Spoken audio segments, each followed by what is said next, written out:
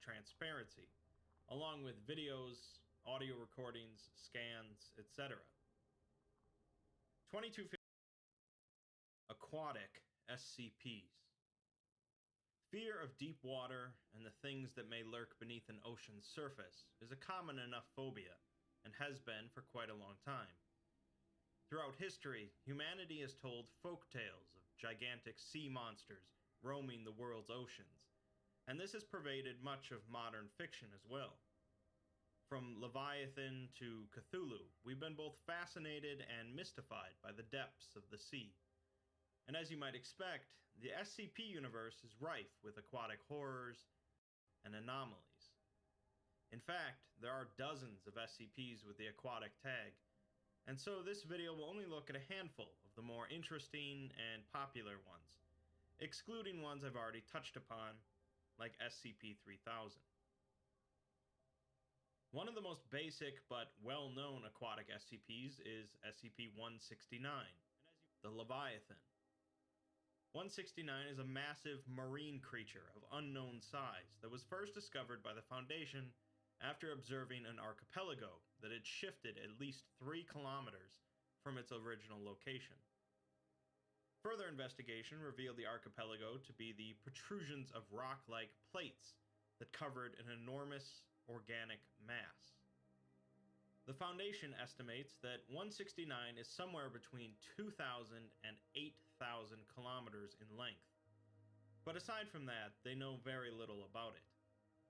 It seems to be adrift in the southern Atlantic Ocean, moving less than a kilometer per week, and it breathes once every few months, causing seismic tremors in the archipelago. The Foundation goes through their typical efforts to conceal awareness of 169, but the National Oceanic and Atmospheric Administration in the US managed to pick up an underwater sound that the Foundation believes was created by 169. The sound was leaked to the media, and is now pretty well known as the bloop.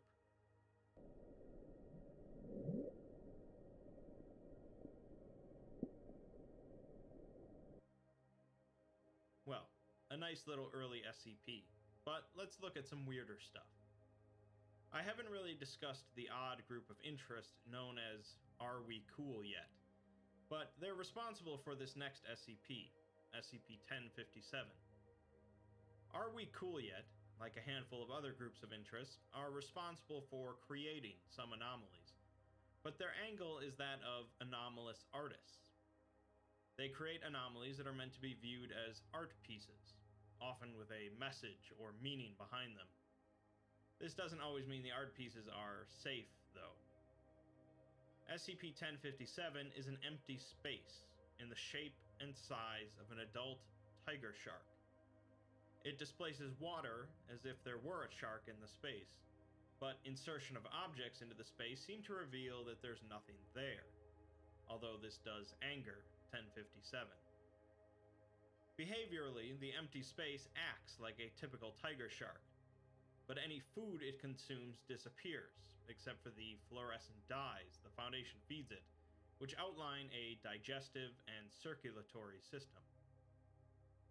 1057 was first found in a public swimming pool after killing 2 swimmers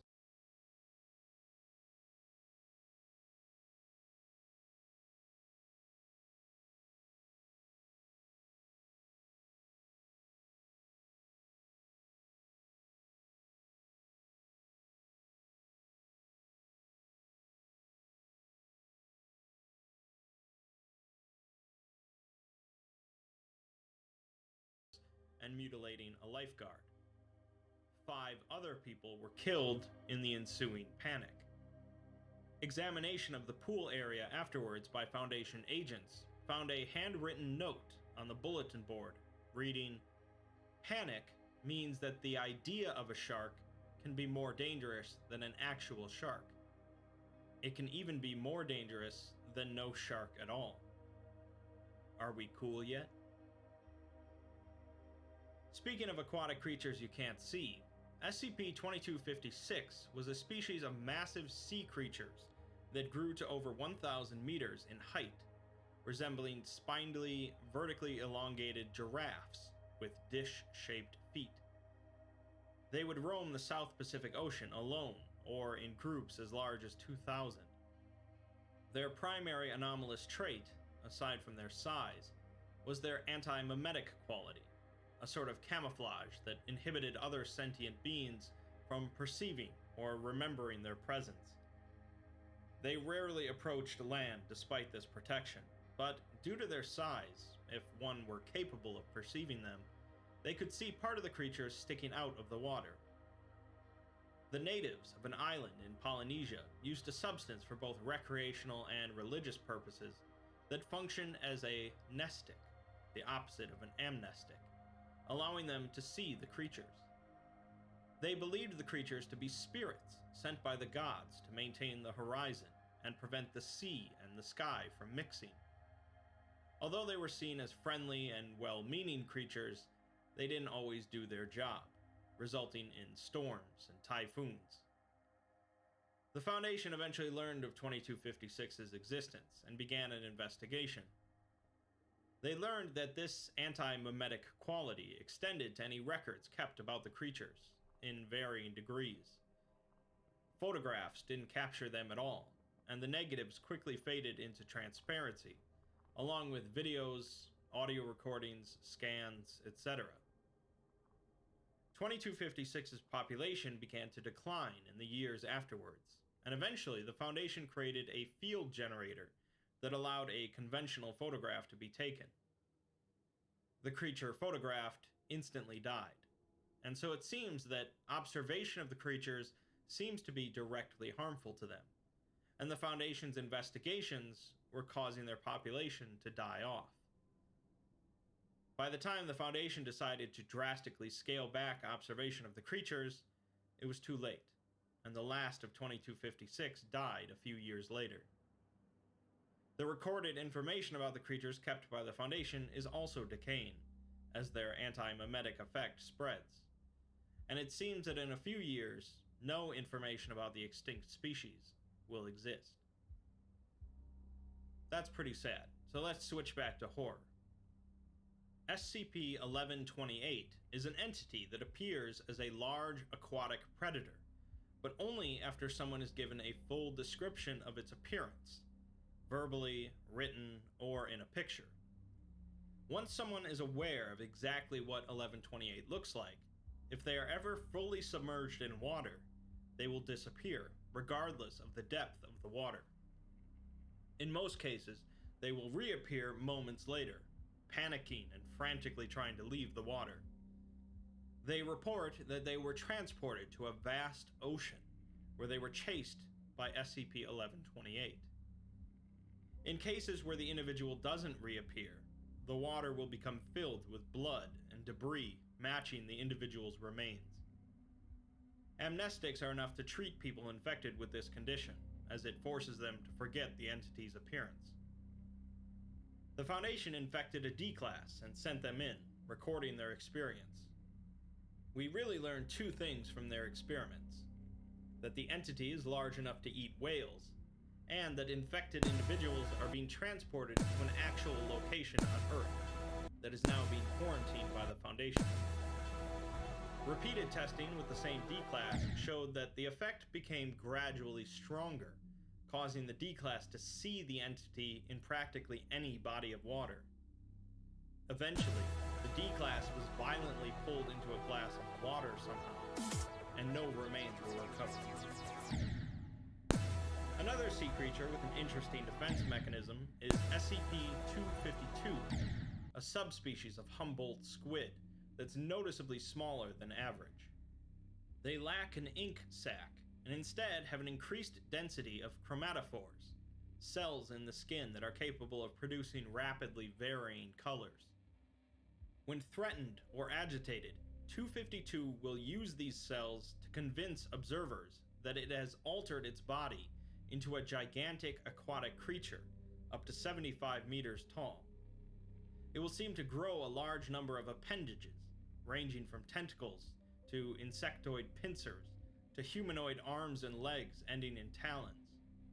There will also be a cluster of tentacles around its mouth. pretty much all animal life will proceed to instantly flee from 252, potentially harming themselves in the process, and will very likely develop a phobia of cephalopods in the aftermath. Even video footage of 252 is noted as being moderately frightening, although the effect doesn't quite work the same, and comes off as appearing fake. The Foundation at first was convinced that 252 was a highly dangerous and destructive anomaly, but after learning about its effect, have now reclassified them as safe, not even bothering to hunt down any others in the wild. Perhaps the most notable aquatic SCP, aside from 3000, is SCP-835, but I'll warn you that it's definitely a little bit gross, and certainly dark. 835 appears to be a large mass of coral-like polyps, weighing in excess of 100 tons. It is incapable of moving, but it uses a number of large tentacles projecting from the polyps to anchor itself, as well as to gather food. These tentacles are coated with a sticky adhesive substance, and are strong enough to damage plate steel. 835's mass is extremely hard, requiring diamond drills to even take samples, and is continuing to grow in mass by 50 pounds per day. It is susceptible to many chemicals, however, which the Foundation is using to halt its growth. Several times per day, 835 emits a large amount of semi-liquid material consisting of semi-digested solids, fecal matter, and seminal fluid, and also containing several forms of bacteria, viruses, and parasites, many unique to 835. These seem to cause some sort of pretty bad infection, as it's the Foundation's main reason for containing 835, and they're concerned that if they crack open 835, there would be a great outburst of this slurry. Rather than getting a log of some hapless D-class getting thrown inside of it, we instead get an after-action report written by an MTF member when 835 was first retrieved from an ocean. It only had a mass of 4 tons at the time, and so a team of 4 from MTF Zeta 9, Mole Rats, was sent in to check it out. The report is being written up by the team leader, Lieutenant C, and they state that 835 was not hostile during their initial approach, allowing the team to begin investigating its exterior. The youngest team member, Corporal H, was ordered to stay outside 835 while the others checked out what they thought to be the entrance to the entity. He soon alerted the others with cries for help, saying that he was being dragged by the tentacles towards some sort of mouth. The lieutenant's professionalism breaks down at this point while writing about how the corporal was just a kid on his first mission, and they should have kept an eye on him. The thing the others thought was an entrance turned out to be just a cave, while the real entrance to 835 was a big polyp on one end. Other agents topside tried to activate a winch to pull the corporal out, but the wires snapped and he was pulled into 835. Some data is expunged, but it seems the lieutenant attempted to grab the corporal and have topside pull them both out, but this also failed, and now both are inside 835. The lieutenant describes the experience as like when a doctor shoves a camera up inside of someone, and says that some sort of muscular contractions are pushing the two of them further in. They were held tight enough that they couldn't move, and if not for their hard suits, they would have been easily crushed. The corporal had vomited in his suit and was sobbing. The lieutenant calculates at their current rate of movement, they'll come out the other side in 72 hours, assuming they did, but they'd be dead before then if the powered heating went out in their suits. The bottom of the ocean is pretty cold, and so they needed to turn their heaters down to minimal power to prolong it for as long as possible. They spent a day like that, unable to move a muscle, near freezing. The corporal started talking again, but the data is again expunged. About 24 hours in, they reached something akin to a stomach, and they turned their suits back to full power as they fell into a chamber big enough for the two of them to fit comfortably. Unfortunately, This chamber seemed to contain a caustic agent that began burning through their suits, so they quickly made for what the lieutenant calls a sphincter.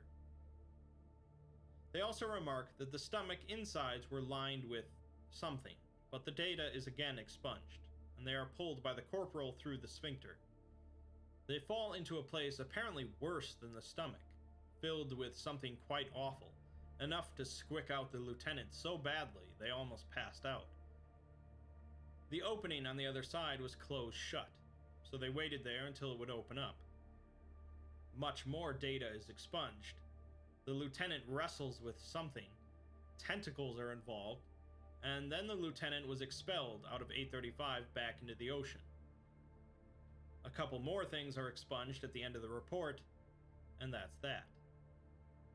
Obviously, we want to know a lot more about what happened, and fortunately, we have access to the original files. We learn a few new things in the uncensored document about the containment procedures and qualities of 835. The Foundation feeds the entity twice a day, typically other aquatic species, but it seems that 835 is capable of entering a hostile rage state. This is apparently a big enough deal that they've authorized the feeding of humans to 835, which calm it down.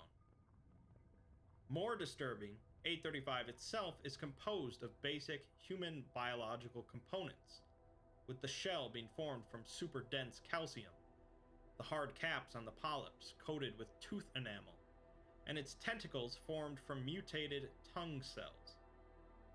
Most of a human's biological systems are present throughout the entity, but they showcase extreme mutation, and the digestive and reproductive systems are linked to one another. Most alarming, however, are the effects of that infectious slurry that 835 keeps spitting out. If a vertebrate animal comes into contact with this slurry, they'll generally proceed to undergo a series of symptoms. They'll begin to increase in weight, generally 10 to 20 pounds a day, and feel constant hunger, as well as an urge to consume odd items, including raw meat, grass, and wood. Their skin will begin to calcify and harden, and polyps will form across their body. They will become more aggressive as their intelligence and mobility decrease, and they will develop an urge to enter seawater as most of their biological systems atrophy. In the end, they'll become another 835 entity in 68% of cases, and the Foundation has yet to find a way to halt this process.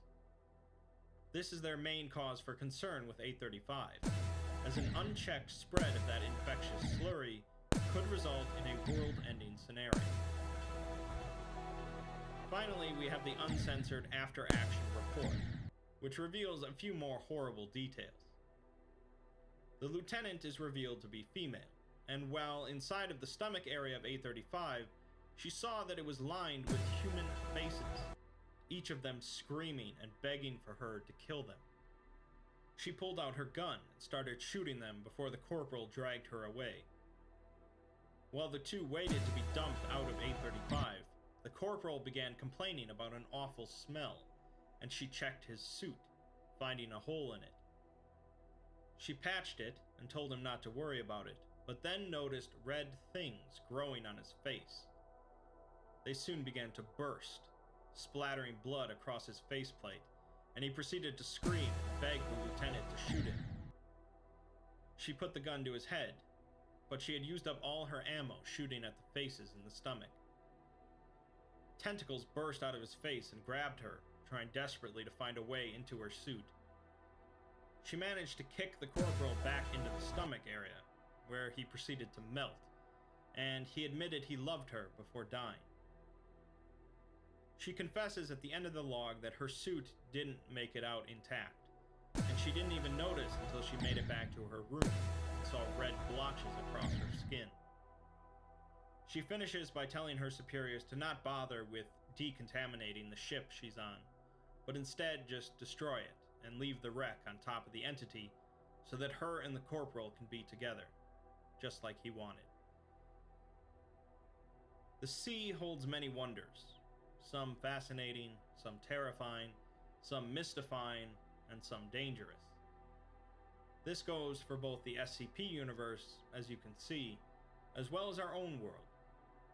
From the early days of humanity, where sailors would spread grand tales about the sea in both drunken exuberance as well as hushed whispers, to our modern world of underwater expeditions and seafloor mapping, the oceans still hold their mysteries. Although there aren't nearly as many SCPs beneath the sea level as above it, I hope I've at least showcased some interesting ones.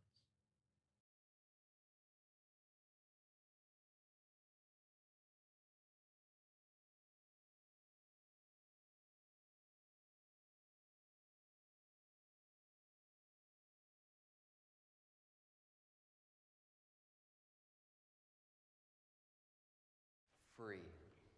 F R SCP-3000 Anantashesha. The SCP Foundation is aware of a number of entities that could be considered gods, or godlike in some way. Some of these are actually contained by them, while others are uncontainable, either existing outside of our physical dimension, or for some other reason. For practically all of these, though, the Foundation treats them with extreme caution, as they represent little more than threats to our existence. There is an exception, however, in SCP-3000. Its status as something godlike is debatable, which we'll discuss later, but it is a rare example of a thaumiel entity, an anomalous creature that the Foundation utilizes to help their operations. Simply put, SCP-3000 is a massive eel located in the Bay of Bengal, near India.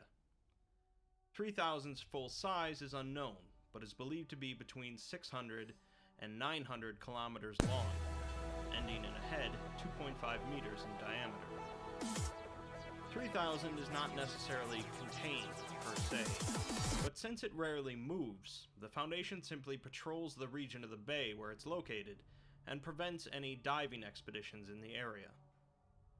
It was discovered in 1971, after a number of Bangladeshi fishermen went missing after drifting near the Indian coast, and the Foundation stepped in to investigate. Its biology is not well understood by the Foundation, but they hypothesize that it doesn't actually require any sustenance in order to continue living, but it is carnivorous. It's unknown exactly what happens to prey it consumes, but during feeding, 3000 excretes a thin layer of a viscous substance that the Foundation has dubbed Y909. Its existence as a massive eel, hundreds of kilometers long, would certainly classify it as an SCP alone, much like SCP-169, but that's only the beginning of its anomalous traits. We've discussed cognitohazards a few times before, anomalous effects that can alter an individual's mind or way of thinking, and SCP-3000 itself is a cognitohazard.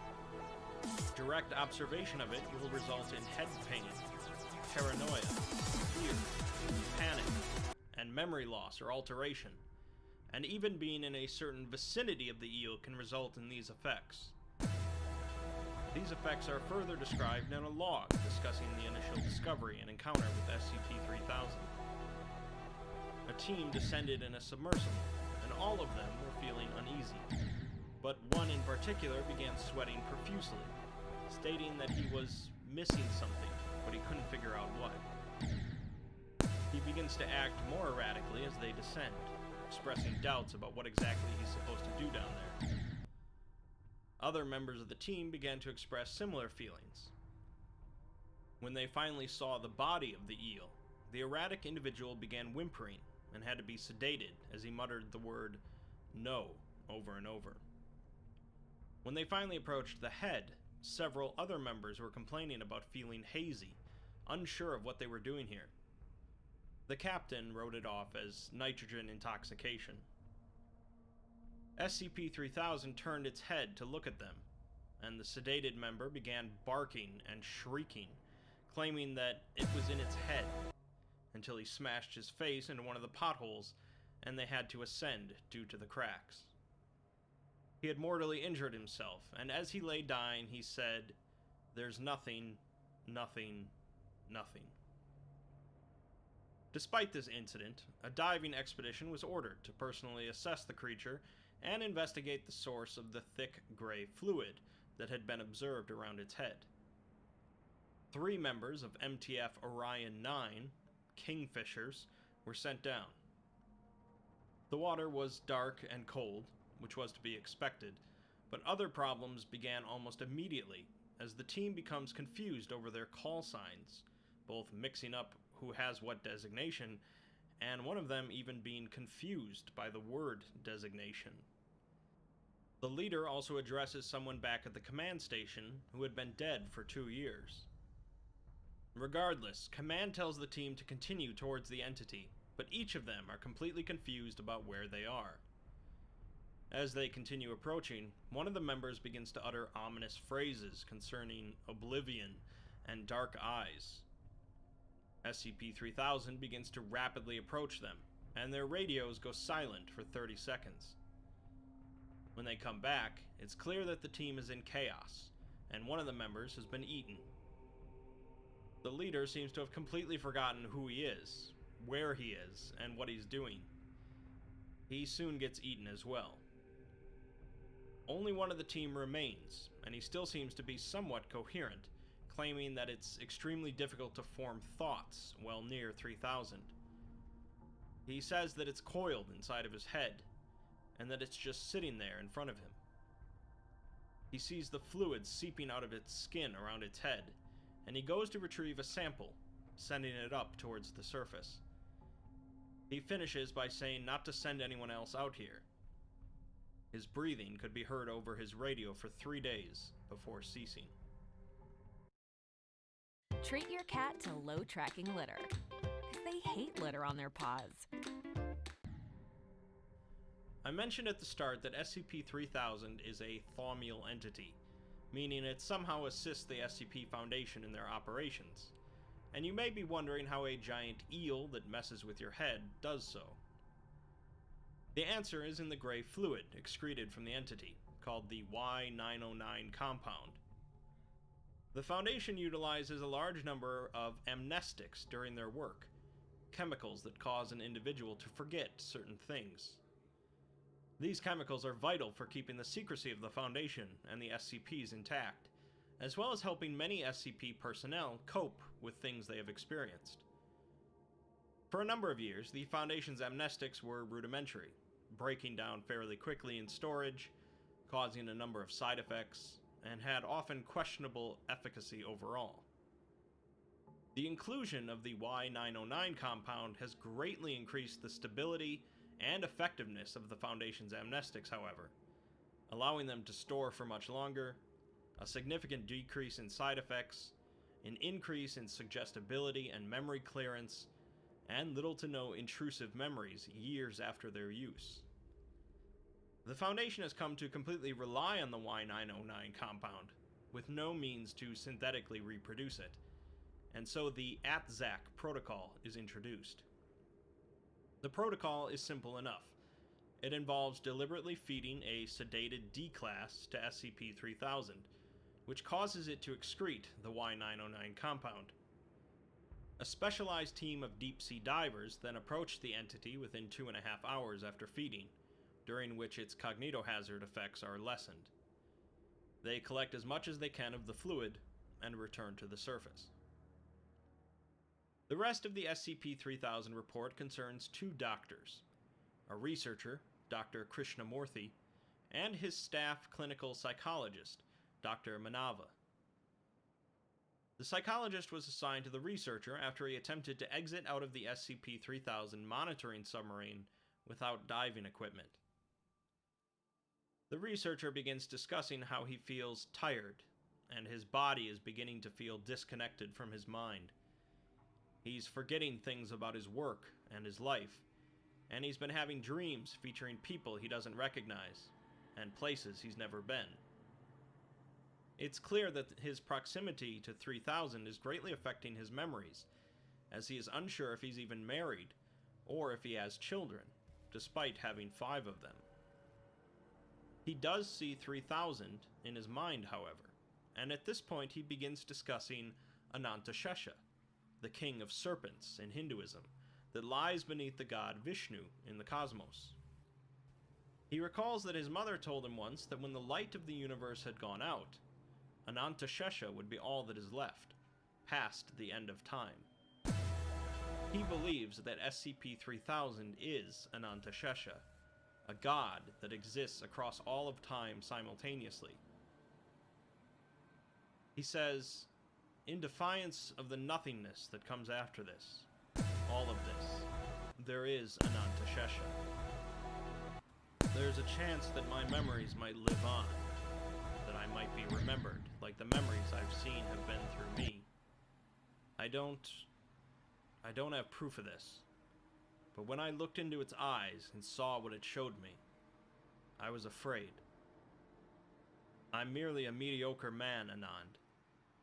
This was a fear that I've refused to acknowledge for years, a fear of irrelevance, that no one will know who I am when I die, afraid of being forgotten, afraid of my life being meaningless, afraid of being alone, afraid of dying. There is a terror within me that I cannot reconcile, Anand. I won't lie to you and tell you that the maw of the Naga does not terrify me as well, but between this and the infinite dark I have gazed into, I have made up my mind. Dr. Krishnamurthy was held in containment for 2 days before being released. 3 hours later, he approaches the airlock to the submarine while weeping and prepares to open it. Proximity alarms begin to blare as SCP-3000 approaches the submarine. The doctor puts on a diving suit and exits the submarine before anyone can stop him. 3000 approaches him and opens its jaws wide. The last thing the doctor says is that he was wrong, and sobs as the eel consumes him. The rest of the crew begin preparing to carry out the ATSAC protocol. We're given some excerpts from Dr. Manava's journal, in which he discusses that he now has to figure out why Dr. Krishnamurthy became suicidal, and how to prevent it from happening to any of the other personnel. He writes that he's not a very religious man, and doesn't believe SCP-3000 to be anything other than an anomalous eel. He racks his brain thinking about his father and his teachings of Hinduism, but cannot recall much, although he blames this less on the eel and more on his own willful forgetfulness. He was allowed to look through Krishnamurthy's effects and keep any that he wished, and so for some reason he decides to take a statue of the god Ganesh. Manava is aware that his continual proximity to SCP-3000 is draining his memories, both from his youth and more recently. He makes an attempt to learn some Hindu poems and songs, but can't seem to memorize any of them. We're given a memorandum from the site director that elaborates somewhat on the Y-909 compound and the ATSAC protocol. The Foundation originally believed it to be blood, but it's more akin to a prion slurry. Prolonged exposure to the compound is pretty similar to prolonged exposure to 3000. Some of the biologists believe that when SCP-3000 consumes a human, it is breaking down some part of their brains that makes them sapient, and the residual substance from this process is Y-909. They also found that SCP-3000 is not digesting these humans at all, and their bodies are still inside of it. In other words, SCP-3000 is capable of breaking down and devouring the human mind, causing them to forget their own existence, and the Foundation is purposefully encouraging this in order to create powerful amnestics. The Ethics Committee and the Classification Committee are looking for ways to make this more tolerable, but since the Foundation really depends on these amnestics, the process continues. The final log has another journal page from Dr. Manava. He has been spending a great amount of time studying the effects of SCP-3000, but still has no idea what would cause a sane man to step out of an airlock into its mouth. Earlier that week, he had knocked over a picture of him and his family, and found that there was writing on the other side, with his name, his wife's name, and his daughter's name. However, the writing was in Dr. Krishnamurthy's hand, not his own.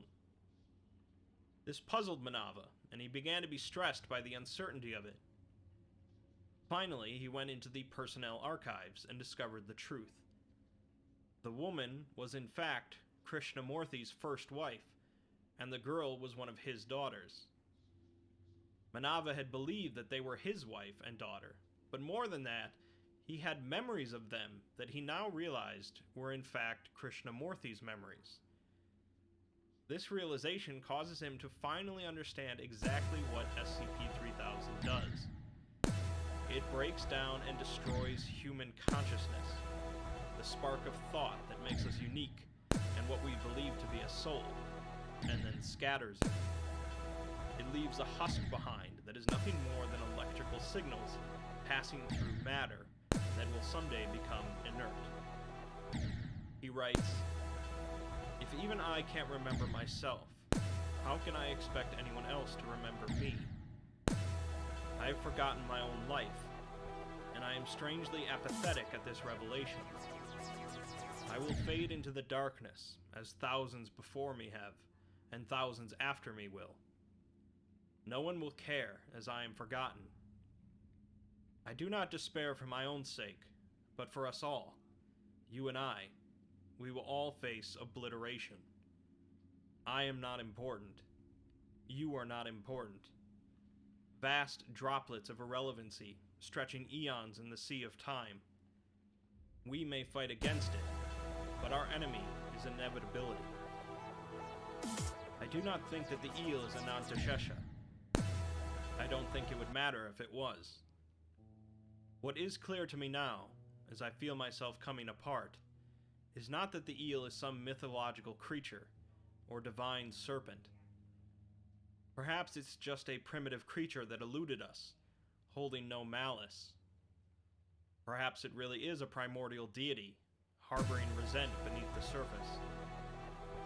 The eel is not the harbinger of my demise, or humanity's doom. The eel is not the end of all things. It only shows us what the end looks like. And in spite of everything we might believe, every ideal we hold or providence we pray for, I know this much is true for all of us. Our end will be a forgotten one." Dr. Manava was later discovered near the airlock after consuming a significant amount of raw Y909. Unresponsive, he was moved to Site-151 for analysis. SCP-3000 is a dark SCP, and the concept of destroying memories and human consciousness makes what would otherwise just be an enormous eel much more interesting. Existential dread affects many people from time to time throughout their life, and it's not unusual to be concerned with who will remember you, what will they remember you for, and ultimately, your purpose here. Dr. Manava was probably right, that SCP-3000 is not a deity that exists throughout all of time, but it is certainly a powerful entity. There are many SCPs that can kill, or maim, or horrify humans, but there aren't that many that can destroy what it means to be human, and that makes SCP-3000 pretty unique.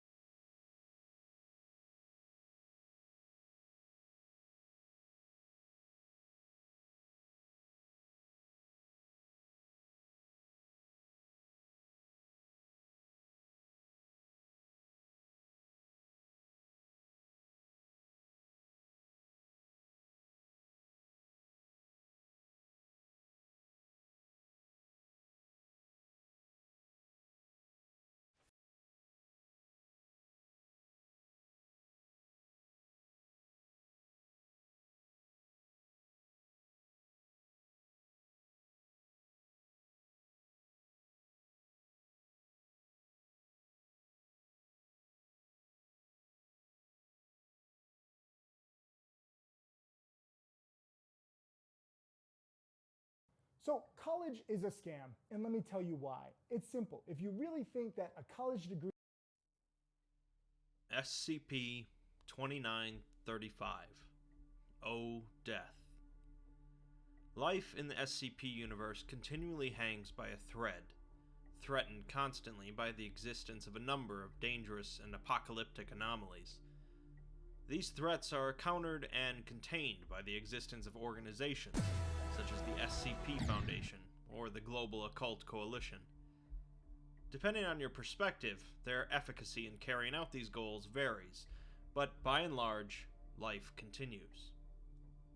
There are a number of SCPs and tales that look at potential apocalypses, but rarely with such totality as SCP-2935, a parallel dimension in which death prevailed.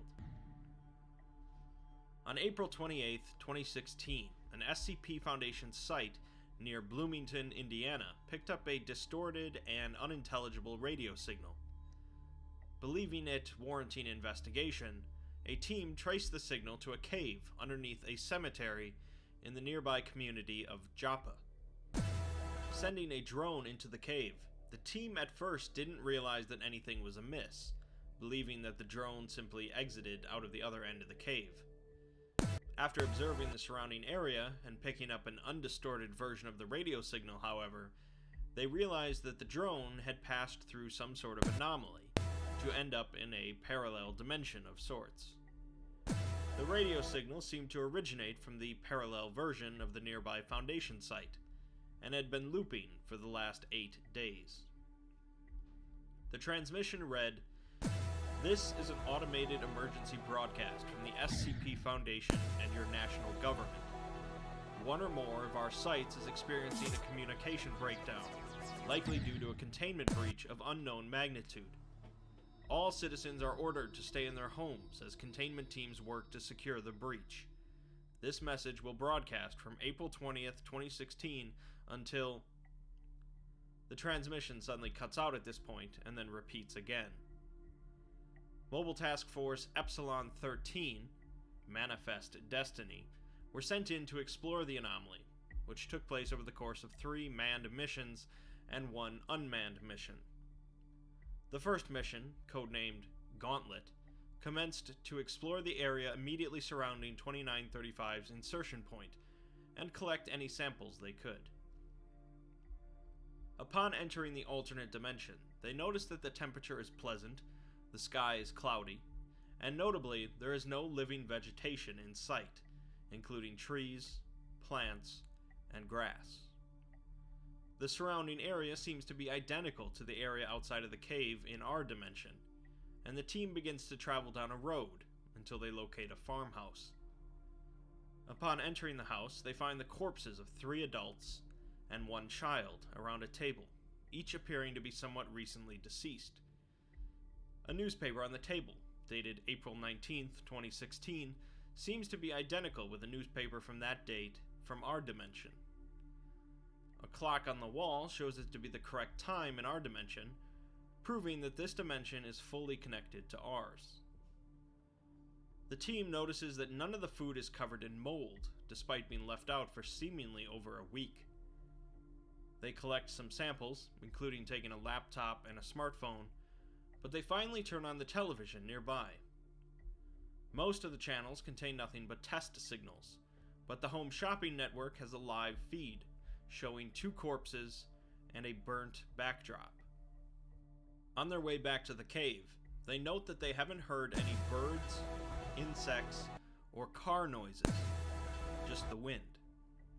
The samples brought back by the team showed no living cells or microbial life whatsoever, and the smartphone's last message sent talked about a card game, suggesting that whatever caused the owner to die was completely unexpected.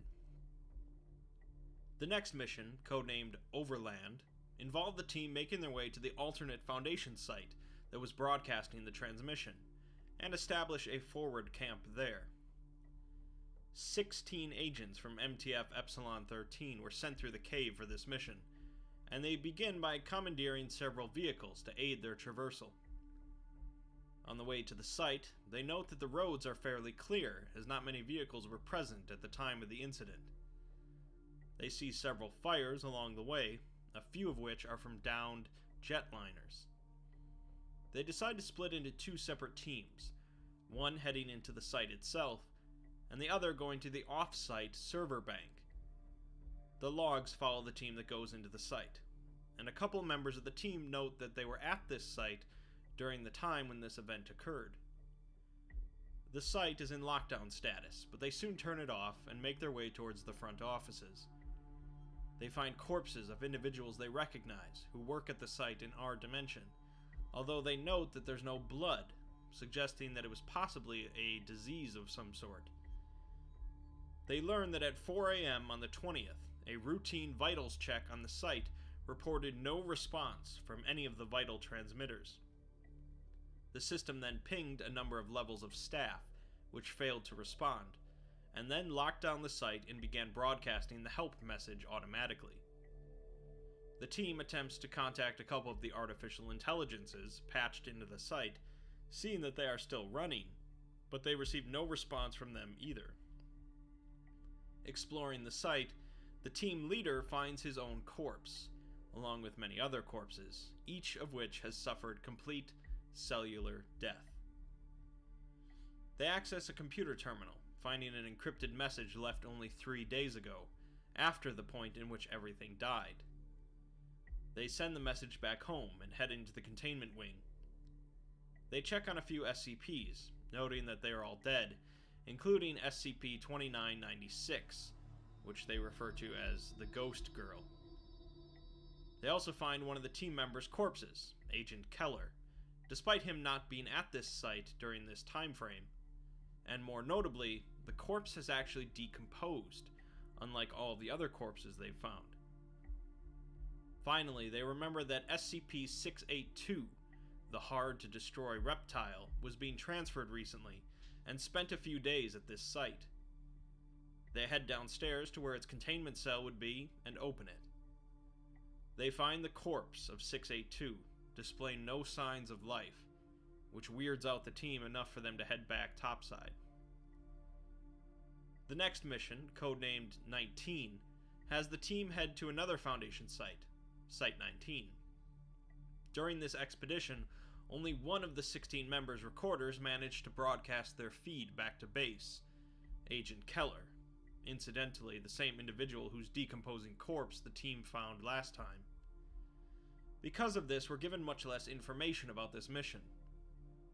They make it to Site 19 and find another emergency transmitter, although this one pings every few seconds, allowing them to confirm that the incident apparently occurred at 3:13 a.m.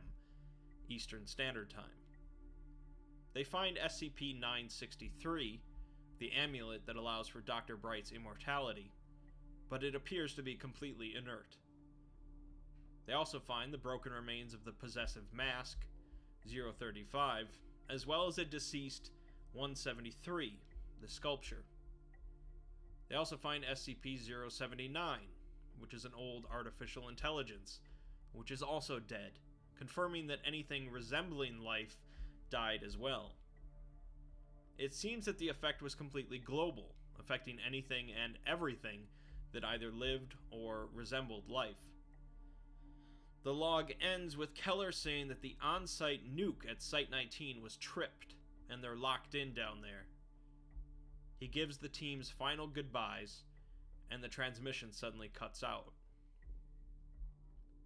While MTF E-13 was exploring Site 19, an automated drone was sent into the alternate dimension in order to carry out aerial surveillance, as well as make contact with the team and collect the evidence and samples they found.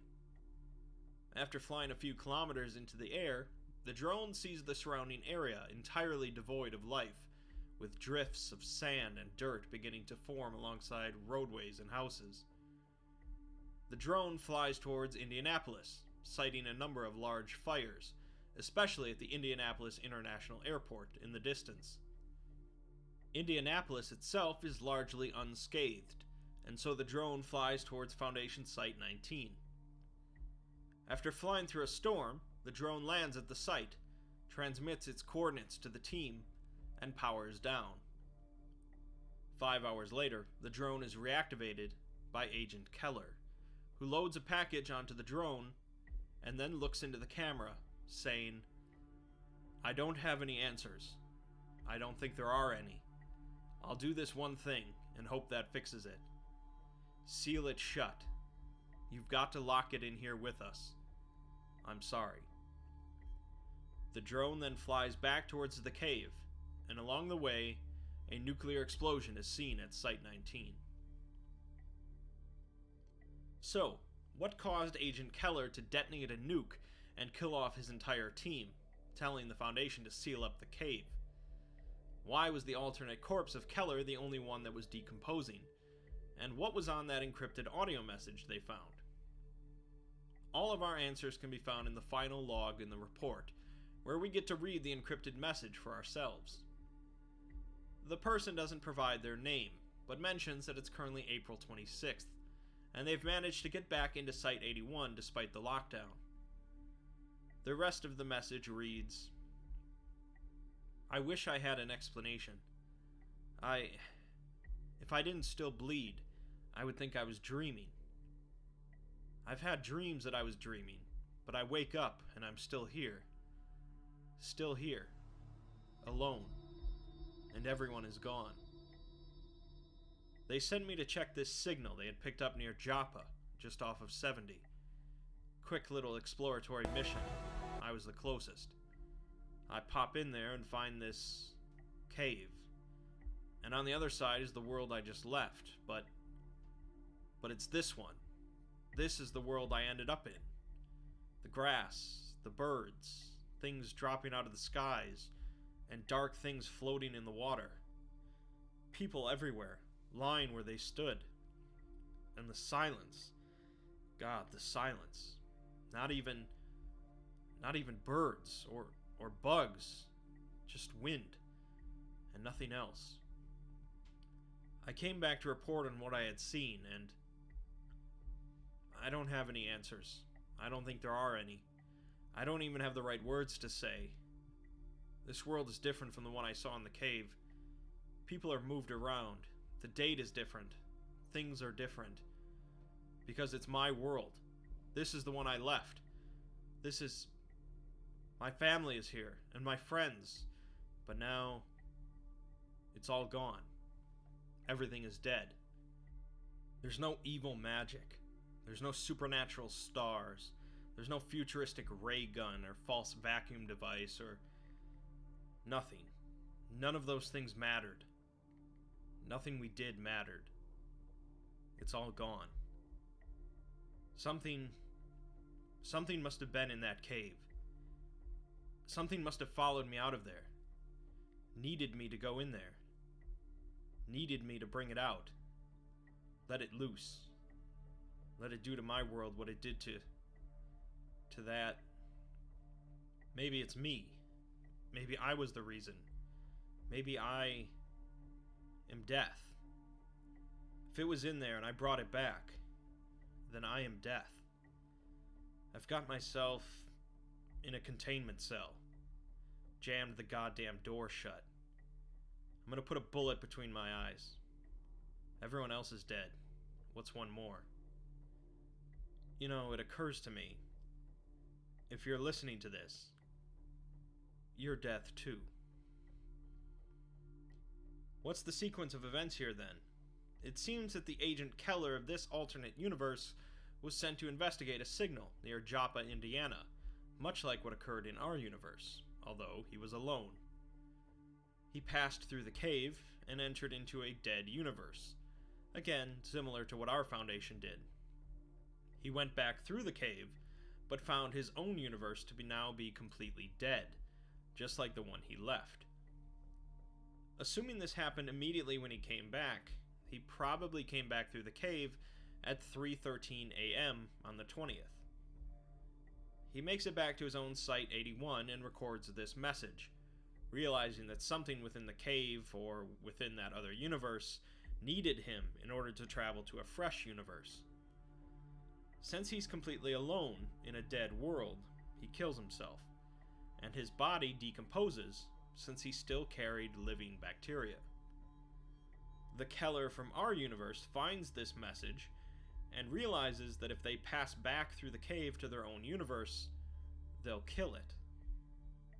To prevent this, he tells the Foundation to seal the cave, and then locks his team in and detonates the nuke. The Foundation seals the cave with concrete and leaves it alone. We're left with two primary questions then. What exactly is the cause of this universal death? And is it specifically tied to Agent Keller? We can likely rule out some sort of disease or weapon, so it's probably some form of entity. Clearly, this entity has killed more than a couple universes, since the distress signal sent by the alternate Foundation continues to lure new Foundation teams into the cave. If it is an entity, it's certainly among the most powerful in existence, if not the most powerful, since it's capable of killing not only 682, but everything in existence simultaneously. It's hard to say if it's specifically tied to Keller, since we have limited information, but he is a common thread that we know of.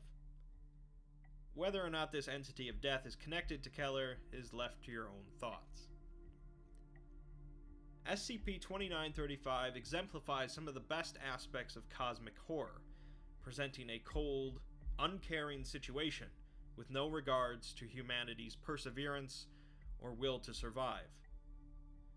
2935 is effective because it reminds us that death could come for us at any moment with no warning, and it doesn't really care who we are or what we've done. Maybe it doesn't take the form of a supernatural entity or a universal atrocity, but death is all around us.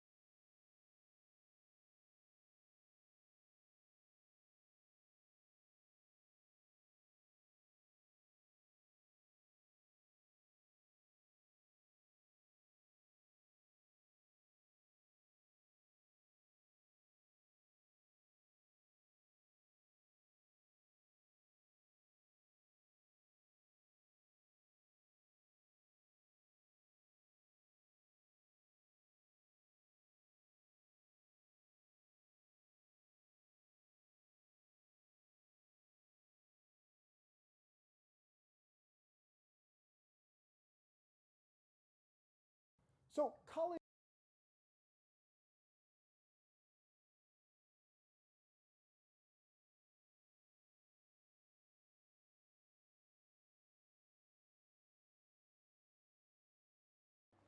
Wow. Ooh. SCP-342, A Ticket to Ride. Let's take a break for a moment from discussing world-ending threats and alien abominations, and instead talk about something a bit more mundane: a train ticket. Millions and millions of people around the world use mass transportation to travel daily, and generally there is very little uncertainty or fear during those travels. A train or bus operates on a schedule and travels along a predetermined route, meaning that a person boarding one typically knows where they're going and when they'll get there. But what if they didn't? SCP-342 is an anomaly that can make a perfectly ordinary trip anything but. 342 typically takes the form of a mass transit ticket for the closest form of mass transportation. But when held by a person, it will eventually change into a ticket for a form of transportation that person desires to use.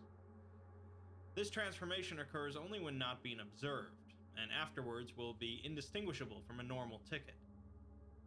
Should this ticket be used and validated, whether by stamp, tearing off the stub, or disposing of it, it will eventually reform into an unused ticket again, ready to be used by another person.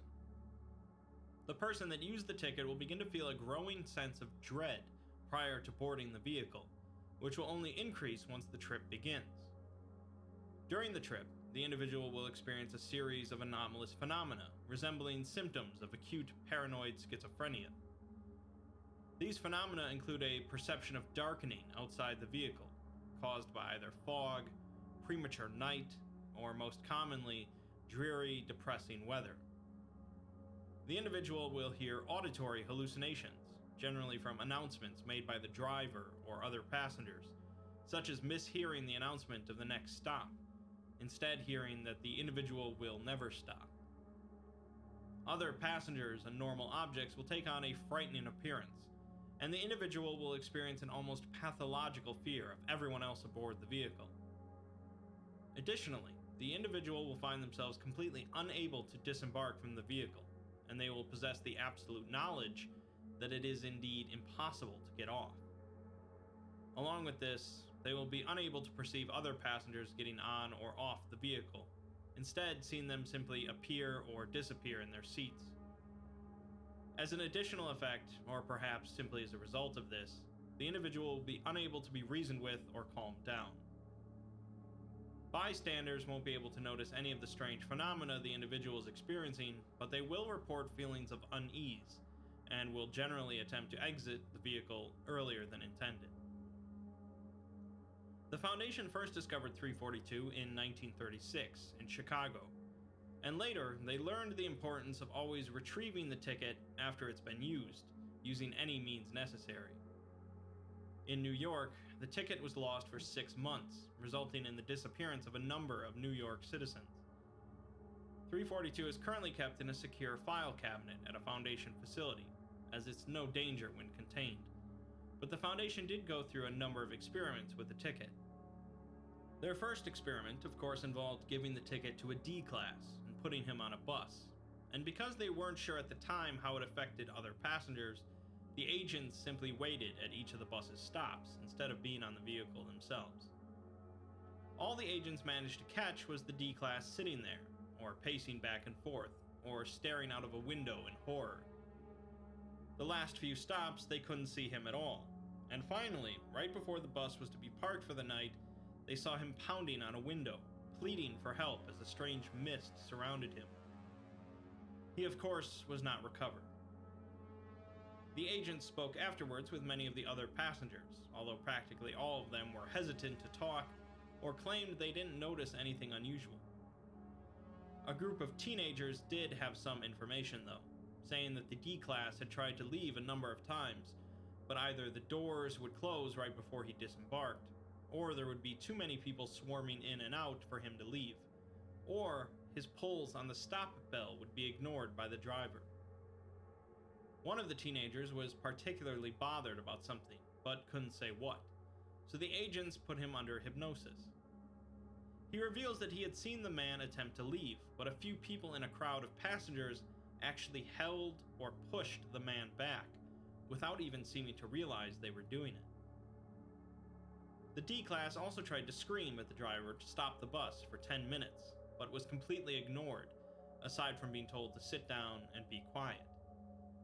Two of the teenagers say that the man actually shrieked and stumbled back into his seat when the driver turned to look at him. The teenagers began to ignore the D class as he stayed quiet in his seat, but he continued to move further back in the bus, without the teens noticing him get up at any point. At the end of the interrogation session, the youngest of the teens screamed, "It was like it swallowed him in the end," and the boy promptly had to be hospitalized for extreme psychosis, as the entire interrogation seemed to be greatly upsetting to the teenagers. So, we have an anomaly that is determined to kidnap people, and is very good at it, seemingly able to use the driver and other passengers to make sure the person doesn't escape.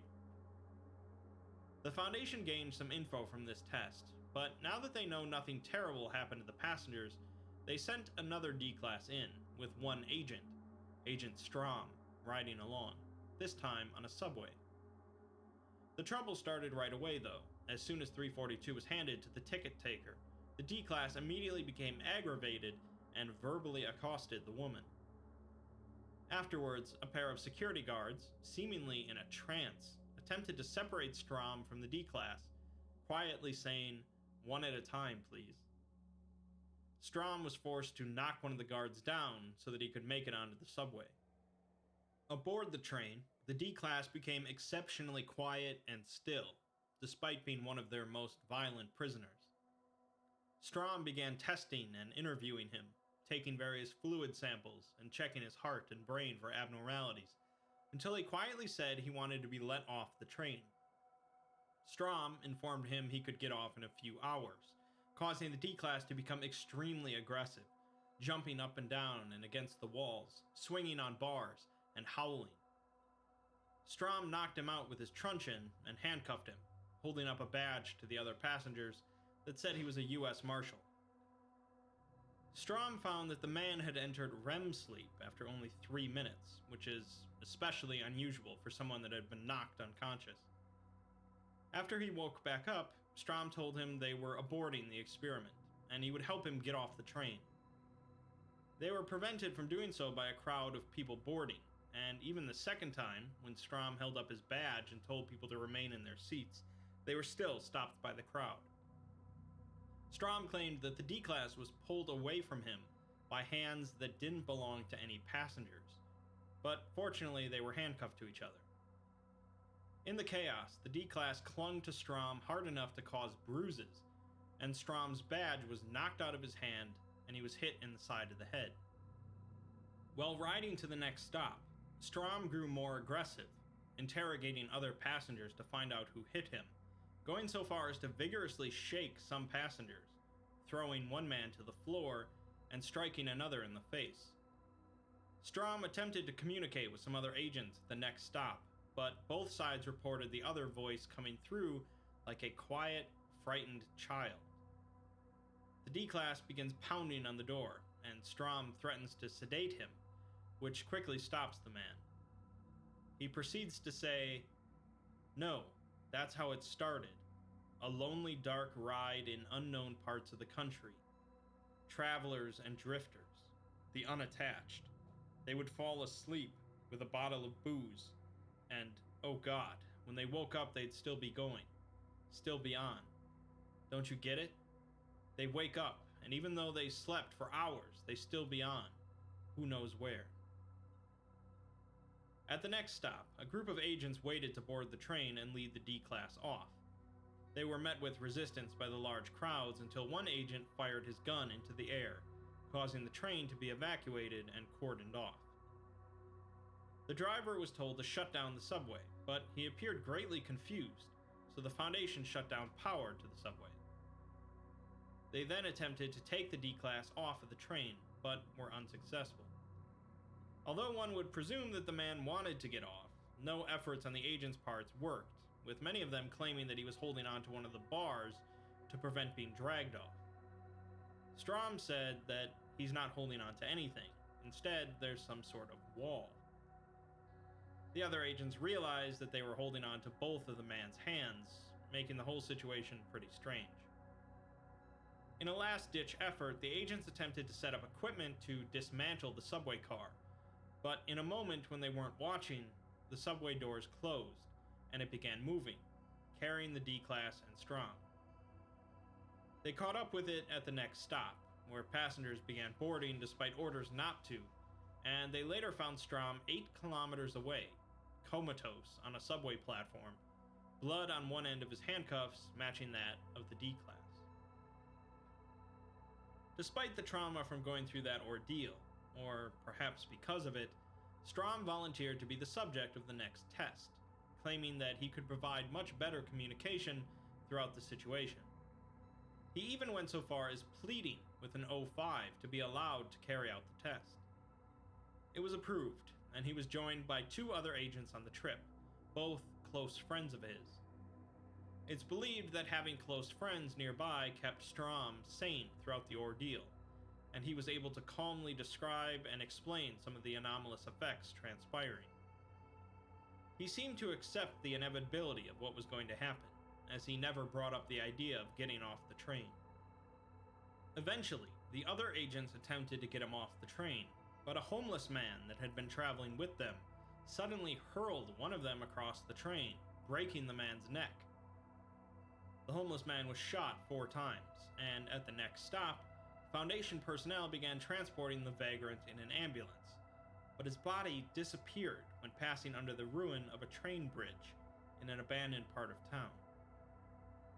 Strom and the other remaining agent continued on the train, with Strom experiencing more and more severe hallucinations, and the other agent now noticing more mild hallucinations. After the train reached the end of the line, Strom began to slowly drift forward towards the front of the train, passing through solid material in the process, seemingly oblivious of the process.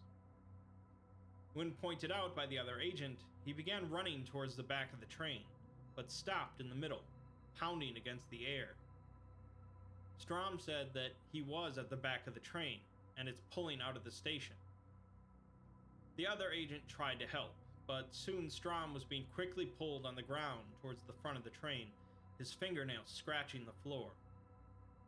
He ended up in the conductor's compartment at the front, where he began to cry out in terror. The other agent pulled out their gun and attempted to mercy kill Strom, but couldn't shoot through the reinforced glass. The other agent later reported that they saw a creature that looked like an enormous spider with a conductor's hat, wrapping Strom in a web and then tossing him out the window like it was air. The creature then turned to the other agent and told him to exit the train. The agent was recovered later at the back of the train, continuing to pull the trigger on their empty gun. The theory proposed based on this experiment is that when an individual uses 342 to board a vehicle, they are actually boarding 2 different vehicles. One of them is the normal version that other passengers are on, but the other is the anomalous version. Both vehicles overlap one another completely and travel at the same rate. The individual that used the ticket perceives this second version much more than other passengers, but it affects everyone to various degrees.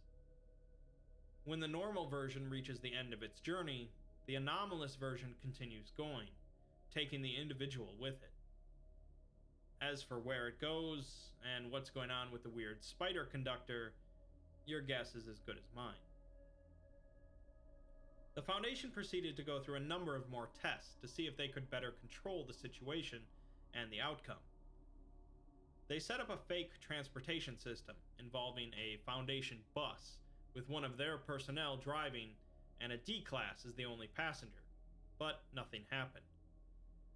They went further to elaborate the system, including having a number of agents board with the D-class, each presenting a ticket and the D-class presenting 342, but nothing happened. They tried to make loud announcements throughout the process, including denying one agent passage because he didn't have a ticket, but it seems whatever dictates how 342 functions wasn't taking the bait. Next, they tried bringing in civilians, unaware of the experiment, each using tickets distributed by the Foundation, but the D-class was still capable of leaving at any time. They then tried switching out the driver for a civilian, which triggered something. The driver was fine until the D-class boarded using 342, at which point they became extremely bewildered by the controls of the bus, even if it was the same model they were used to, and they all claimed that they couldn't drive this one. Okay, they're getting somewhere, so they allowed the drivers to use their normal buses, but set it up with different corporations and public departments so that the driver would only pick up the D-class and then stop shortly after. When the time came for the drivers to go along the planned route, they diverted back to their normal routes, saying that they didn't have the time to change their routines for egg-headed paper pushers. In hindsight, the researchers for 342 believed that the ticket was luring them into creating a situation where it could fully activate, but they persisted. They made a deal with a specific driver that he would go along his normal route, but halfway through he would switch with another driver, one of the Foundation personnel. He was offered considerable compensation for this, and told if he failed to cooperate, he would lose his job. The D-class approached the bus stop where he was going to be picked up, and 342 altered into a ticket specific to that bus, signaling its effects. The prisoner was sent aboard the bus, and as the driver pulled to a stop and attempted to get out of his seat, the brakes on the bus failed and began speeding down a hill. The bus crushed a young girl crossing the street and kept going. The driver was still in his seat, and the Foundation attempted to get him to stop the bus, but he refused. They set up roadblocks and punctured 2 of the bus's tires, but the driver still managed to get the bus on the highway, going 130 miles per hour in the wrong direction. The last statement they received from him was, "I'm not pulling over. I'm a driver, and that's what I do. That's my purpose. I don't need to switch. I can get him where he's going." He ended up driving the bus off of the edge, just as a sniper shot him in the head, and the bus exploded in a fiery blaze as it crashed into the ground. A bystander later reported that she saw an identical second bus rise out of the smoke and open its doors. A single burning silhouette shaped like a human came out of the flames and entered the bus, which pulled away and disappeared. They tried the same setup 3 more times, but with trains instead, and each time the D-Class happened to get aboard a different train, where they were taken away. Things weren't working in the Foundation's favor, and all they were really doing was satisfying whatever was in charge of 342. Things came to a climax when an agent was trying to help a D-Class off of a train, and ended up getting decapitated when their neck got caught in a door. This ultimately resulted in the end of the Foundation's research into 342, as so far it has only resulted in the useless waste of life. On a side note, there had been several reports of some sort of specter haunting the train systems, carrying a bundle in his lap, the size of a human head. Before the end of the research, however, one doctor had volunteered to have 342 ripped by a ticket taker, but then not board the vehicle. He then began keeping a journal of his experiences, which was filled with feelings of severe anxiety, neurosis, fear, and paranoia, notably an unrelenting fear of roads. In time, he refused to ever leave work for fear of traveling, and became a nervous wreck. He was transferred to some small project, where he continually bothered the other personnel by either only walking between destinations, always arriving late, or always asking for a ride home, as his brand new car kept breaking down for some reason. After finally attacking a tow truck driver for suggesting he should take a bus home, he was confined to house arrest. In the end, he was reported missing by his wife, who claimed his final words were, "Well, I guess it's time to go." Neighbors report the sounds of a large vehicle driving away. Thick tire tracks were found on his suburban street, and a suitcase filled with his clothing was found by the side of the road. The final addendum is written by Dr. Clef, taking over from the head of 342 Research, Dr. Gunsther. Clef says that a few days ago, he and Gunsther were going over some old files, and stumbled across the file for 342. Gunsther removed it from its envelope, and the two discussed it as it sat on the table. The two left to attend a showing of Repo, the Genetic Opera, with a couple other doctors, but Clef noted that Gunsther became somewhat perturbed after presenting his ticket. He continued to appear preoccupied and distressed throughout the show, but Clef assumed he was just reacting to the musical. Afterwards, the group discussed going to a bar, but Gunsther said that it was time for him to leave, and he gave Clef an envelope. He told Clef to keep it safe, and wished him the best in his future endeavors. He boarded a taxicab, which sped off unusually quickly into the night. Inside the envelope were 2 identical tickets for the musical, but one of them transformed into a $20 bill as they approached a bar with a $20 cover charge. Clef realized what had happened and raced back to where Gunsther had gotten into the taxi. They discovered that the street the taxi sped down was actually an alley that ended in a brick wall. No trace of Dr. Gunsther has been seen since. Gunther must have realized what had transpired when he opened his wallet at the musical to purchase a drink, and then proceeded to sit through the show regardless. Cleft ponders the amount of mental fortitude it must have taken Gunther to remain calm during the musical, and he's struck with a sense of loss at his passing. Clef requests then that 342's file is permanently sealed. There isn't really some grand lesson here, I suppose, or some moral that I could explain to you. It's just a really weird transforming ticket that takes people on a doom train conducted by a spider creature into some other reality. The concept of shadow or ghost trains, vehicles that carry departing souls to an afterlife, isn't really a new one, but this one is a bit more disturbing, as these people aren't exactly ready to depart. It's an SCP that leaves you with more questions than answers, and might unnerve you a little.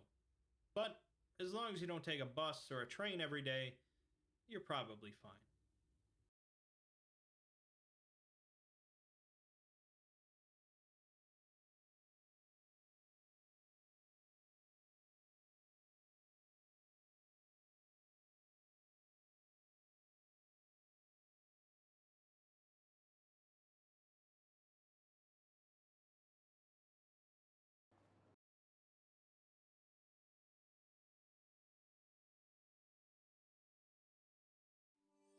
It's so magically soft and comfortable. The comfiest mattress. SCP-3300. The Rain. Rain can have a variety of effects on people and places. A little rain while outside can be annoying, while listening to a little rain while inside can be relaxing. A lot of rain can result in damage and loss of life, while too little rain for too long can have a similar effect. Most commonly, though, rain represents dreariness and sadness, but also symbolizes life and rebirth, which altogether brings us to SCP-3300. 3300 isn't a world-ending threat or a dark piece of horror, but it is a sad little story about the residents of an anomalous town. SCP-3300 is an event that occurs every year in the town of Clearwater, Montana, typically in June, and lasts for 6 to 18 days, the first 48 hours of which consist of a light, continuous rain over the town. This rain occurs regardless of the weather in the surrounding area. After 48 hours, the light rain transitions to a severe thunderstorm, which lasts until the event is over. Notably, the town has never been observed by the Foundation during a 3300 event. Any attempt by the Foundation to enter during an event results in the total loss of personnel and equipment, or a failure to even enter the anomaly, as personnel walk in and suddenly emerge on the other side of the town. After the event finishes, every citizen of the town is gone, and has been replaced with a new set of citizens, with different appearances, personalities, and memories. These new citizens will remark on the severity of the recent storm, but otherwise will show no recollection of the anomalous event and replacement. Residents of the town behave identically to normal human beings, but no record of any of them exists prior to each 3300 event. Additionally, no resident is ever a match for a prior resident of the town, although they will occasionally repeat names, professions, certain memories, and broad personality traits. If a resident of Clearwater is outside of the town when a 3300 event occurs, they will disappear a few days later, although any attempts to observe this disappearance will ultimately fail. Aside from all that, the residents seem to be normal human beings, none of them possessing any physical or mental abnormalities, and they don't seem to have any knowledge of the 3300 event and their strange existence. There's also a secondary effect associated with 3300, similar to a mild anti-memetic effect. Anyone outside of Clearwater that learns about the town or its citizens will quickly lose focus on the subject unless it's again brought to their direct attention. People don't forget about the town. They just have difficulty paying attention to it, even if they personally know someone that disappeared from Clearwater. This effect has likely contributed to the Foundation's overall lack of information on 3300, as despite records of it going back to the beginning of the Foundation, little information has been gleaned about it. The biggest source of information the Foundation has on Clearwater and 3300 is a handwritten journal recovered after a 3300 event that ended on June 30th, 1995. The writer has been identified as a young woman named Margaret Lane, and it contains a rare description of what goes on inside of the town during an event. Based on the intro to the journal, it seems that Margaret has had a rough past, possibly with drug use. Margaret writes that it might be nice to have something to look back on, hopefully to remind her that things get better. She moves on to describing a recurring dream she's been having, in which she's not herself, but she's in a small hut, standing above her daughter in a bed. Her daughter is ill, with red, blotchy skin, and she prays in the dream that the disease won't take her. It seems whoever she is in the dream had a husband who succumbed to the disease, so she knows what will happen to her daughter. Another healthy person, who she refers to as a boy who thinks himself a man, calls everyone together that is still healthy. The boy grins, gestures to a bowl of water in front of him, and says that he has found the key to their salvation. She then always wakes up from the dream at this point, and has no idea what to make of it. She finishes the journal section by writing that there are gray clouds on the horizon, and that they need the rain. When she writes again, it has been drizzling for 3 days, and it doesn't look like it's going to stop soon. Phone lines seem to be failing, and the radio says they can expect the weather to continue for at least a week. She mentions someone named David, who showed up and tried to entice her with some drugs, but she sent him away before her mom noticed. She writes that the rain is kind of relaxing, with a rhythm to it, and that she could get used to it.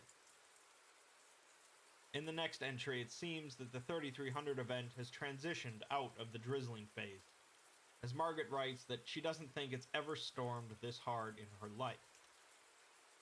The clouds are thick enough to make it look like midnight in the middle of the day, and her throat is sore from having to constantly shout over the noise. Apparently, the weather instantly flipped one moment from drizzling to drastically stormy, and now both the internet and phone lines are down. The only broadcasts they've gotten from the radio have been tornado and flood warnings. She finishes the entry by mentioning that she's seen some people walking around outside when the lightning flashes, some of them just standing there. Things really kick off with the next entry, however, as Margaret writes from the back of her friend Jared's van as they speed down a highway. Margaret thinks that she's going to die, and none of them have any idea what's going on. An hour prior, she and a group of friends were at her place playing Dungeons and Dragons. One of them, Isabel, noticed a banging on the door, like someone trying to break it down. They were very suspicious, as it was late, and of course there was a torrential downpour going on, but Jared went to check the peephole. He opened the door to reveal a family of 4 on Margaret's doorstep, none of them familiar to her. For a brief moment, everyone was silent, until the father of this family shoved past Jared and asked why they were in his house. Margaret's mother comes out at this point and begins to swear and yell at the man. The man began to step forward, but was halted for a moment by Jared. The man then proceeded to grab Jared and fling him across the room, causing Jared to smack against a counter and go limp. The man asks again why they are in his house, and Margaret's mother now charges him with a golf club. Things get really weird, however, as she swings the golf club at his chest, and it embeds itself into his flesh. The man appears unfazed by the attack, as his skin ripples and water drips out from where the golf club is stuck.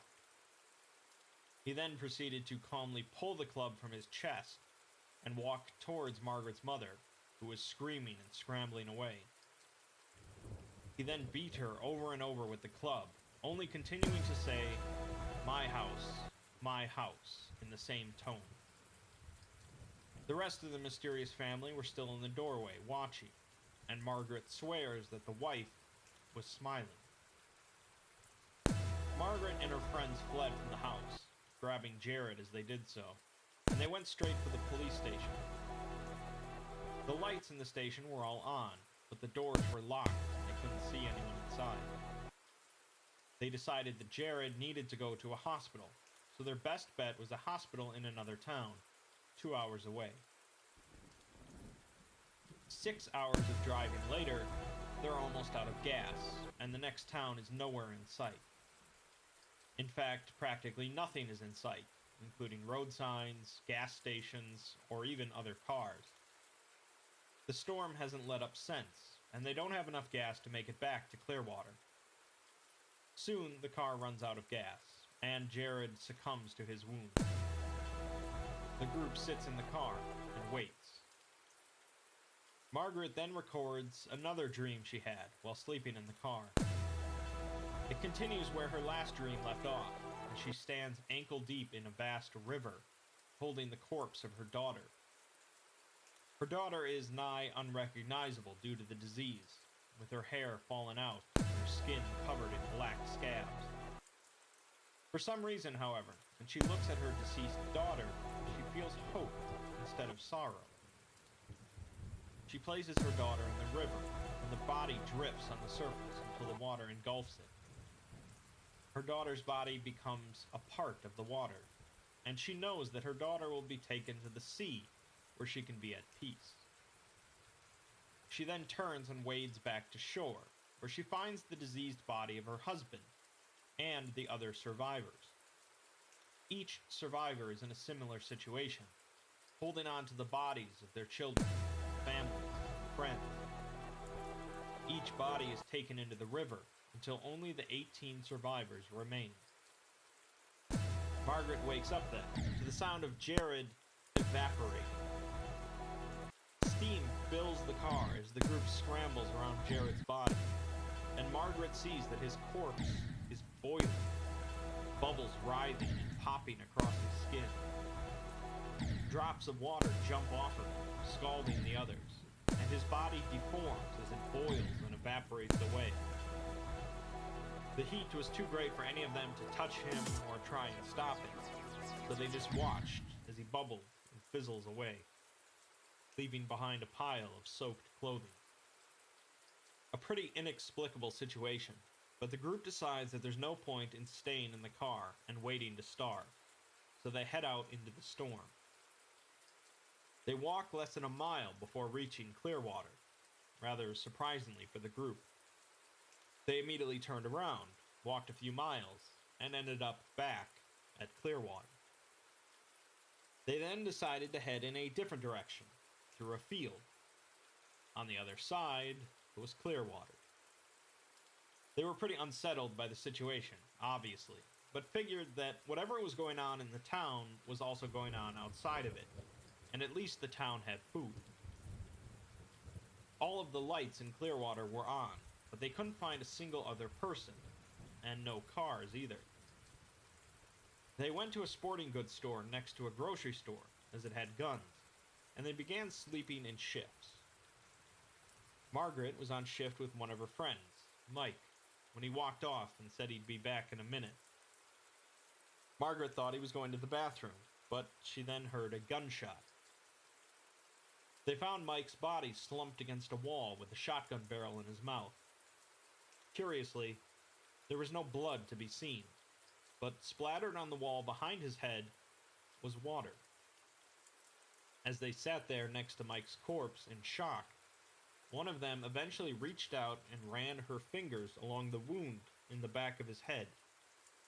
Her fingertips were coated in water, causing her to begin reaching into his skull, finding only more water. In a panic, she jumped up and grabbed a nearby knife, running the blade across her arm. water spilled from the wound. They are then drawn to the windows of the sporting goods store, where they see hundreds of people outside, filling the street and standing in the rain. Margaret doesn't recognize any of them, but they are surrounding the building.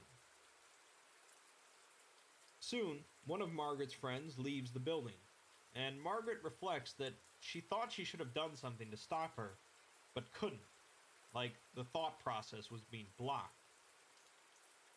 As soon as she was outside, the people shifted to allow her through, and she vanished into the dark. The last thing she said before she left was, "I don't want to go back." Margaret has one last dream, in which she has become the storm. She screams out as wind whips her and the frozen rain bites at her skin, except she doesn't have a body. Every second, she rips herself apart and reforms until she is scattered over miles of this storm, trapped. Around her, she hears the screams of the other survivors from her village, each part of the storm as well. They struggle against it, but the storm can't be broken. Eventually, she falls, rushing to meet the ground, and for a moment she is embraced by the earth. She feels dirt beneath her feet, the sun on her skin, and crisp air in her lungs. But then, the storm steals her again, pulling her back into it. Margaret wakes up again to find herself alone in the sporting goods store. Her last friend is gone, and there is only a puddle on the floor where she was.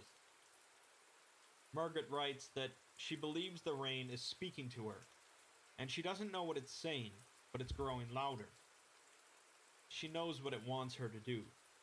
It wants her to rejoin it, because she is the storm's child.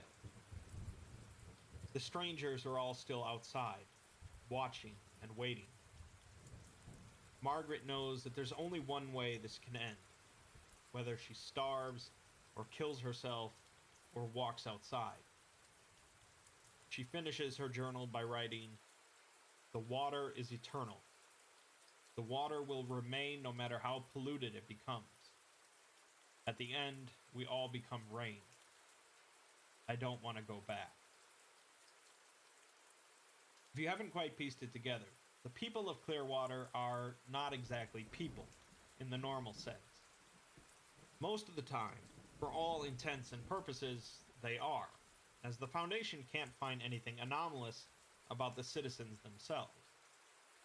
During the 3300 event every year, however, something changes, and every resident of Clearwater dies by being turned back into the water that makes up this anomalous storm. At the same time, this anomalous storm spits out a new set of people who believe that they have lived in Clearwater their entire lives, thus the weird family that wondered why these people were in their house. The new set of people aren't really normal either during the event, obviously, but once the event is over, they have no memory of being spit out from the storm. Ultimately, this storm is creating new, functional human beings that believe themselves to be as normal as the rest of us, until the next year when their existence comes to a crashing halt. The implication of the dreams, however, is that this storm and the 3300 event is the result of a ritual from some point in the past, when a village attempted to save themselves from some horrendous disease. The villagers did indeed save themselves, in a way, by becoming a part of a storm, but it has resulted in the continual and tragic loss of life, even if you don't consider these people to be real human beings. On the surface, SCP-3300 is about the rain and a weird event in a small town, but in the end, it's more of an existential piece about the inevitability of our passing and the lack of meaning in our lives. Contemplation about the fleeting nature of life can have a variety of effects on a person, from dread to comfort, making it not that dissimilar to rain.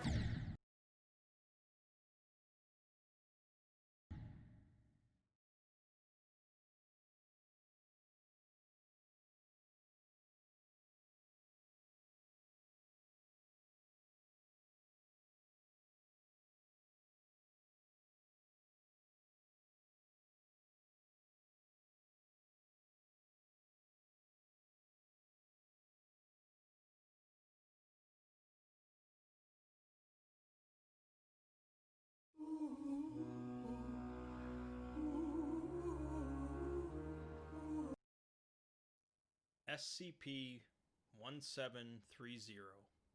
What happened to Site-13? For the greater good is a phrase that has been used in various forms throughout history to justify certain actions that would normally be considered abhorrent. The SCP Foundation in general, of course, operates largely on this principle throughout most of their work, but often is the case where the Foundation is ultimately correct in their choice of actions. SCP-1730 is a grand, detailed report of a situation where the Foundation was profoundly, terribly wrong. SCP-1730 is easily among the lengthiest articles on the SCP Wiki, and although the actual description of the SCP is fairly short, the numerous logs, recovered materials, and interviews make this an epic report. In this video, I'll attempt to summarize and explain 1730 as best as I can, but keep in mind that I'll be cutting out quite a bit of atmospheric details along the way. SCP-1730 ultimately both asks and answers the question of what exactly happened to Site-13, and we see immediately that 1730 is listed as neutralized, meaning that it's either been destroyed, its anomalous properties have been removed, or it is no longer a part of our existence. 1730 itself is a large complex of structures, with identifying markers showing that it was known as the SCP Foundation's Site-13. Foundation records, however, show that Site-13 was originally planned to be built, but the plans were scrapped. The site was going to be built in Alaska, which seems to be where 1730 is from, which makes it stranger that it is located in Texas. The site seems long abandoned, is in a severe state of disrepair, and there are a number of fuel leaks and fires throughout the facility due to the power generator continuing to operate in a damaged state. Despite this, there is believed to be human survivors somewhere in the lower parts of the facility, as messages have been found on walls throughout the site, including the words danger, bleed, and the phrase, "What happened to Site-13?" The Foundation has established a simple containment procedure due to the site's remote location, but ultimately they decided to send in some teams to properly explore it. Our first piece of major info comes from a recovered log from a recovery team working for Site-13. They were apparently sent to retrieve and recontain an anomaly, and the log describes the anomaly crawling into one of the team's mouths, causing blood to leak from every orifice. Afterwards, two anomalies come out of the body, with one drinking up all the blood, and the other going back into the dead body, reanimating it. The remainder of the team puts down their reanimated squad mate, but the writer of the log admits that they don't have much longer, says something that was expunged from the record, and states it's just a matter of time before it starts. Interestingly, the expunged section was removed because it was marked as a cognitohazard, something that is dangerous for some reason to an individual when recorded with any of the five senses, in this case, likely sight. The log describes the team using C4 explosives to blow up the wall, rendering something illegible, likely the cognitohazard, but says it doesn't matter because Jones already went quiet like the others, and they shoved him down an elevator shaft. Finally, it mentions how someone started up the Thresher, which we'll learn about later. The next piece of info is an automated message describing the states of the various systems of Site-13. We see that it was sent minutes before an electrical disturbance and an explosion in the power relay, and shows that nearly every system is offline or compromised, including the Keter-class containment systems. Additionally, the Euclid-class containment systems and the reactor are both in critical status. Finally, we're brought into the present, with the exploration log transcript for the first team sent into Site-13 by the Foundation. The team is the D-12 Mobile Task Force, known as the Mudslingers, and consists of 6 members, including the captain. They enter through the unlocked front doors, switch on their lights due to the darkness, and immediately find messages written on the walls, including the ominous phrase, "Don't look at the walls." They find a service elevator that's still powered, and descend to the 3rd basement level. The team splits up to search the floor, finding that the rooms are filthy due to being covered in some sort of metallic-smelling sludge. They see a makeshift barricade next to a door, and they also find a few bodies, half submerged in the sludge.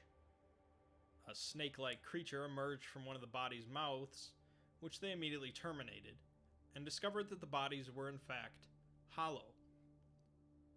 The team agrees to return to the elevator, only to find the layout of the floor has changed, meaning they are either hallucinating or the building is physically changing. They head down a hallway which seems to be much longer than the building schematics show, and break down a door into an office. They find a naked human, with fire seemingly burning out of its ears. An intense white light, the sound of searing meat, and static from the team's microphones is all Site Command receives for over a minute, until they also hear the sound of slithering, a cry, and choking sounds. Other strange sounds come through the microphone until the other 2 members who had split away from the group finally respond. They are currently waiting near the elevator and thought their radios had stopped working, until suddenly their camera feeds show them in a different room, with one of them hanging upside down, facing each other, and both are completely stark white. Blood from their mouth, nostrils, and eyes cover their faces, and a large object moves in the background, accompanied by the sound of slithering from multiple directions. One of the team members opens their eyes, and the video and audio feeds cut out. This was the last Site Command heard from the mudslingers. Clearly, exploration of the main structure was going to prove to be quite dangerous, so until the Foundation could set up a more prepared second attempt, they decided to send in a small team to the power station to assess the damage. MTF Y-24, known as Gulliver's Travelers, is a 3-man team who went to the power station, only to discover the first set of doors inside to be locked and bulletproof. Rather than using explosives, which would risk a collapse, Site Command tries to find someone who would possibly know the clearance code for the door.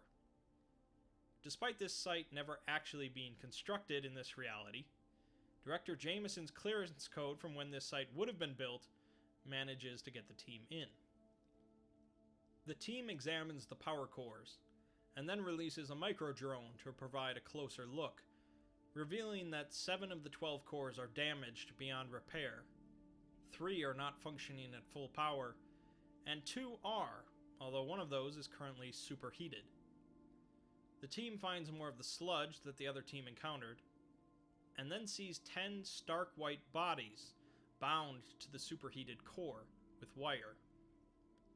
Underneath them, seemingly written in blood, are the words, "What happened to Site-13?" The team descends a stairwell, finding a door at the bottom that has been pried open, and discover a disgusting smell before their camera feeds begin to distort. The audio feed then cuts out completely, and Site Command only receives intermittent communications for 15 minutes, during which the team seems to be encountering more of the dead humans covered in sludge.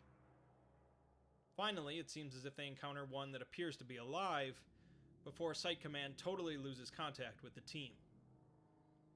The recovered sludge from the micro-drone appears to be blood and power core residue mixed with an unknown biological matter. 1 week later, the team's video feed comes back online for 13 seconds, during which it shows a number of humans standing and looking down at a table. The Foundation still needed more time to prepare for the next exploration team, and so decided to send in an unmanned drone to hopefully investigate the lower floors of the main complex. The drone was launched through the same door that the first team entered, and began to descend in the elevator towards the lowest basement floor. After descending 7 floors, a power failure causes the elevator to stop, and so the drone forces the doors open, and descends manually to the 8th basement floor, a Euclid containment wing. After inspecting a number of rooms, the drone sees a vaguely humanoid entity standing near the end of the hallway. The drone follows the entity, as it doesn't seem to notice it, and watches as it picks up some of the sludge on the floor and marks a nearby wall. The symbols on the wall are later revealed to be cognitohazards, which the drone takes pictures of, and continues to follow the entity, which curiously leaves behind no footprints in the sludge. The drone enters the actual containment area, finding a cell containing a human form covered in sludge, with sparks emanating from its fingertips. A sign on the doorway states that Entity 324 is scheduled for termination in December of 1975. The drone finds another cell that had been locked shut. After forcing it open, the drone sees a dead female on the floor with no sludge in the room. An identification badge on the corpse contains the name Jack Bright. Dr. Bright is a notable individual in the SCP universe, capable of immortality through jumping into different bodies due to the use of SCP-963. The drone descends to the next floor, finding a working computer terminal, which is running an older version of the SCP Foundation operating system. The drone begins to transmit what files it can access back to command, but soon they lose contact with the drone. It's at this point that the cognitohazard that Site Command had viewed earlier triggered, causing affected individuals to go silent and begin to burn from their ears. Any audible sound after this would trigger a silent explosion, shaking Site Command and destroying most of their communication equipment. The drone finished transmitting files, but the drone itself was never recovered. I'll skip ahead for a moment to discuss the various files that the drone transmitted back. First, a correspondence from an engineer to the site's chief biologist and assistant director of anomalous biology, Dr. Hadley. Hadley was apparently working with the mysterious Thresher device, and the engineer informed her that although the reactors could surge to power the device, the reactors would likely not survive the process. The engineer goes on to say that the Thresher device is still wildly unstable, and utilization of it would likely destabilize local reality. Another correspondence from an individual who is both on the SCP Foundation's Ethics Committee and the head of the Global Occult Coalition's Ethics Board tells Dr. Hadley that she is not permitted to transfer out of Site-13. Additionally, Dr. Hadley seems to have an issue with Site-13's director and the protocol of terminating humanoid SCPs. The individual informs her that these anomalies are not considered human beings, and are not entitled to any of the rights that human beings are. Next, a test log shows a number of reality benders being exposed to dangerous conditions while wearing inhibitor devices, to see if they can change reality to save themselves. Exposure to extremely cold and hot temperatures, as well as electricity, caused the reality benders to die without them stopping it, while water submersion seems to interfere with the inhibitor device, causing unknown results. As a side note, the administrator of the test is listed as a doctor with only a number identification, not a name, in contrast to how the SCP Foundation usually does things. A message from one engineer to another discusses a buildup of toxic waste in the pit beneath the reactors. The waste is supposed to be piped off-site, but keeps getting built up, which will likely lead to a very serious issue. A note from Director Emerson states that the entire humanoid wing of the facility is to be promptly terminated by electrocution and incineration. It's this process that is seemingly causing the buildup of waste. Another message from an engineer to Dr. Hadley says that he altered termination records for a leech boy that was taken down to the pit. Since the output of the pit is still blocked up, he won't go anywhere. Finally, we get a message from Dr. Hadley to Director Emerson, in which we get a number of new details. The message discusses a containment breach caused by Dr. Hadley, and mentions that Emerson was foolish for thinking that killing the anomalous entities would stop them, as them being living is the least anomalous thing about them. Dr. Hadley goes on to discuss a young boy named Elijah, who subsisted only on blood and could drink it through someone's skin, much like a leech. He had the mental capacity of a toddler and did not choose to be this way, but Emerson had him incinerated like the rest. Of course, the incineration didn't actually kill Elijah, and him interacting with the bloody sludge caused a highly anomalous process to occur, in which the dead SCPs returned, in a way. In addition to this, of course, the Thresher device was eventually activated, causing the local reality of the site to heavily distort, leading to one highly anomalous facility. The Foundation still needed a more complete understanding of the facility, however, and so another team was sent in to explore its depths. This team, MTF-Z9, called Mole Rats, were specifically experienced in exploring anomalous locations, so they would be best prepared for the reality warping effects inside. The 5-man team entered the main structure, equipped with helmets that would filter out any of the writing on the walls to avoid cognito-hazards. They descend the stairs to the 6th basement level and begin to explore the floor, walking past sludge and bodies, when suddenly the floor collapses underneath one of the team members, Z9-4. The fall injures his leg, leaving him immobile, and the rest of the team look for a stairwell to descend. The injured member begins to hear slithering sounds around him, unable to see his surroundings. Gunshots ring out through the facility as one of the members, Z9-3, watching his injured teammate, sees a leech-like creature approaching him. The creature enters Z9-4's mouth and begins sliding down his throat. Z9-3 attempts to shoot the creature, but misses, and asks the captain for permission to shoot Z9-4 to put him out of his misery.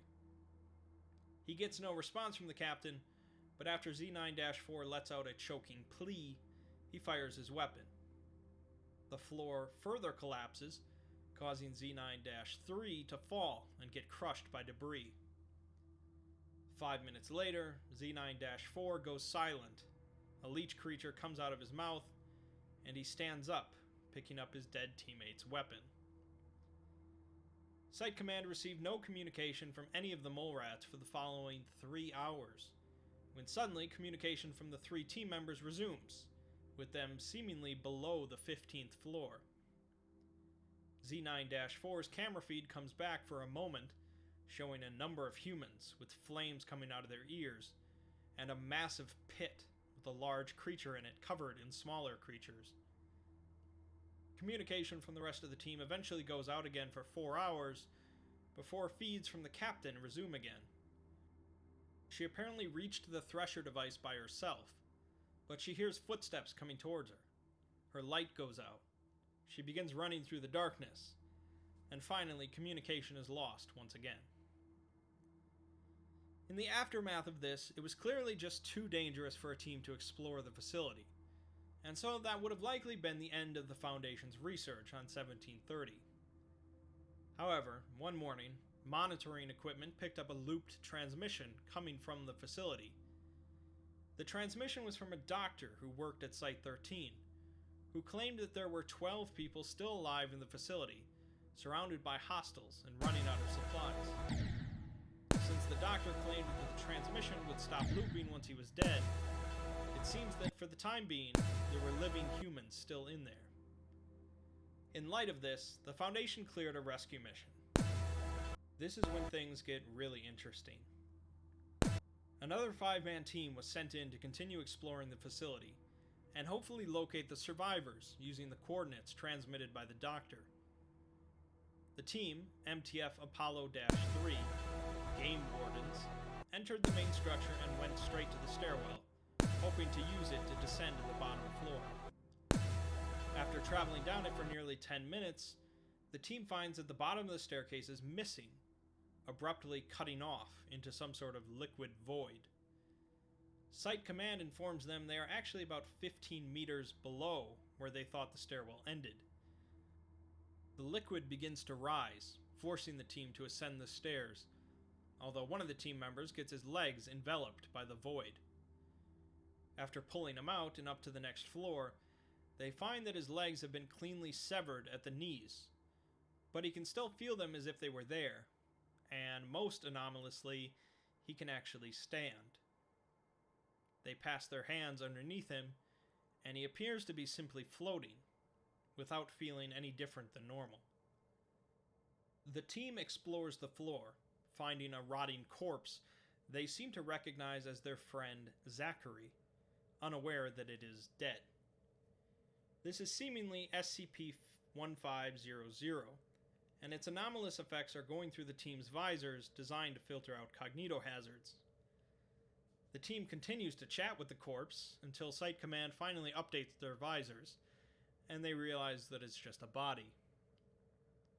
They soon encounter a shimmering humanoid entity approaching them, warping the environment around it. One of the team members is apparently caught in its field of effect, hanging and twisting behind it. The team fires on the entity, but the bullets simply spin around it. The entity proceeds to attack one of the members with an appendage, but they deploy a miniature reality anchor, causing the entity to disperse. They find the member that was caught in its field and is now partially fused with the wall, ceiling, and floor, presumably dead. The team decides to continue on, as it seems just as risky to attempt to leave, and they eventually enter a communications room. A screen flickers on, revealing a standard containment cell containing a single figure. One of the team members recognizes the figure as SCP-993, Bobble the Clown.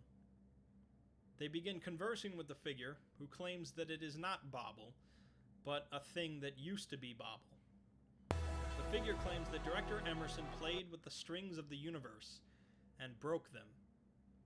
It goes on to say that every anomalous thing that the Foundation could find and the Coalition could catch were brought to Site-13 in order to be fed to the meat grinder, unless there was something to gain first.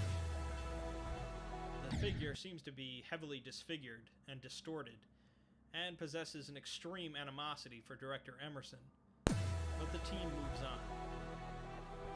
Site Command loses contact with the team for 30 minutes, during which they manage to find the survivors, who number somewhere in the 20s, and include a few of the mole rats and one of the Gulliver's travelers. The team reveals that they have been down there now for 3 days, not 30 minutes, and are surrounded by anomalous entities with little chance of survival, let alone completing the rescue attempt. Enter Mobile Task Force Tau-5, known as Samsara. Samsara have a bit of their own history, but to summarize, they are essentially cloned cyborgs made from a dead god. They possess regenerative abilities, a number of technological augmentations, and their memories can be loaded onto a clone of their bodies, making them functionally immortal. They are not omnipotent, however, and this rescue mission still has a high chance of failure, but Samsara stood the best chance of succeeding. The Samsara team consists of 4 individuals, and they were outfitted with arm-mounted incendiary cannons, shock-absorbing leg extensions, heat-resistant plating, and built-in filters for their eyes, among other enhancements. The team enters through a drainage pipe and soon split up. The 2 of them continue down the pipe toward the heat source, and the other 2 break through the skin wall and go through the office. They find a control room for the incinerator, and are soon joined by the other 2 team members, who remark that the pipe is completely blocked. They activate the machinery, which begins to spin, and the heat continues to rise as the incinerator kicks on. They notice a gate at the bottom, and shoot out the window of the control room, jumping down. They follow another drainage pipe into a cistern, where they find a number of cracks in the walls. Small leeches begin pouring out of the cracks, feeding on the sludge and growing larger. One of the team members realizes there is something huge beneath them, functioning as a host for the leeches. Believing the leeches to be telepathic, they hijack one of the leech's brains, using it to create a map of the facility, albeit a distorted one due to the continually changing layout. They deduce where the survivors are and decide to take the fastest path towards them, despite the path going through an area where the leeches act considerably quieter than they normally do. The team climbs out of the cistern before going to the nearby stairwell, which is largely destroyed. They drop down, using their leg implants to avoid grave injury, and enter into a server room. The room is cooled to negative 20 degrees Celsius, thanks to a cryonics chamber located directly above. And they soon realize that no sound whatsoever is audible in here. Their filters for cognitohazards begin triggering, and they slowly move through the server room. They see a massive entity moving through the room. A humanoid construct with 6 legs, 18 arms, 36 forearms, and 72 hands. Each limb independently performs constant gestures, believed to be responsible for the silence permeating the room, and where its head would be is instead an emaciated, charred human figure bound to its chest. This figure is struggling against its restraints and continually screaming, although the screaming seems to only be heard as a constant whining sound. The human has the word Emerson seared into its flesh, seemingly by a melted piece of fabric.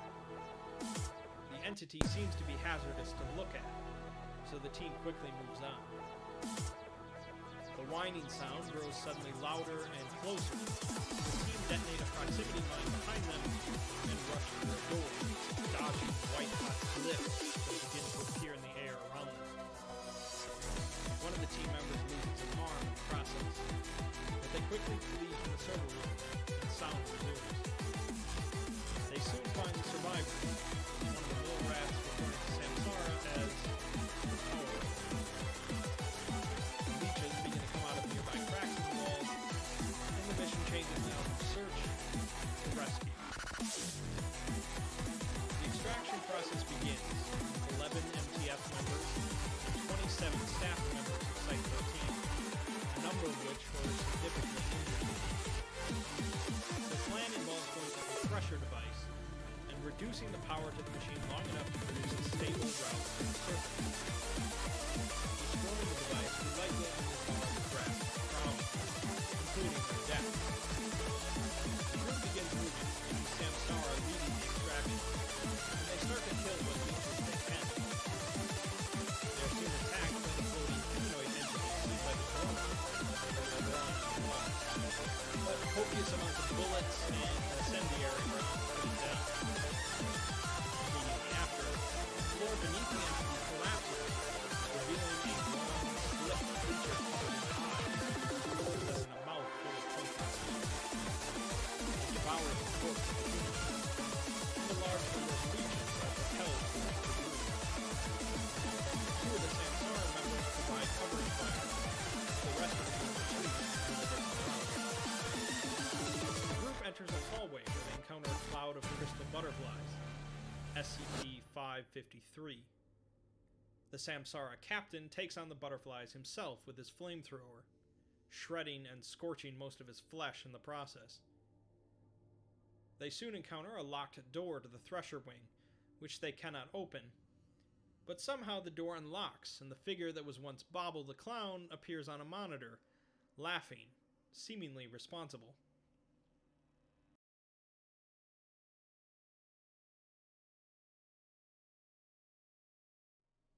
Hello? Okay. Well, I guess that ends the stream. Thanks for watching me build one structure. If you are here, that was pretty good. Well, you're probably watching the VOD now, because I don't think anyone is watching currently.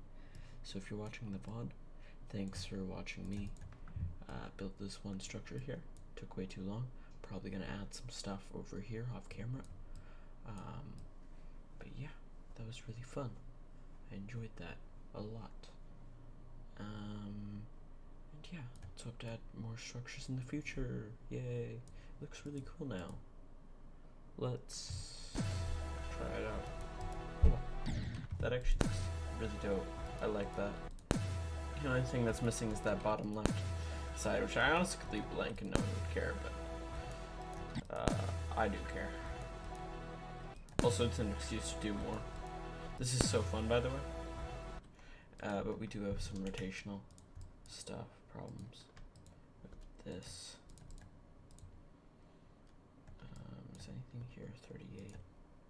No, okay, we're good. I think that looks pretty cool. Am I wrong? I don't think I'm wrong. I also probably should make it kill you.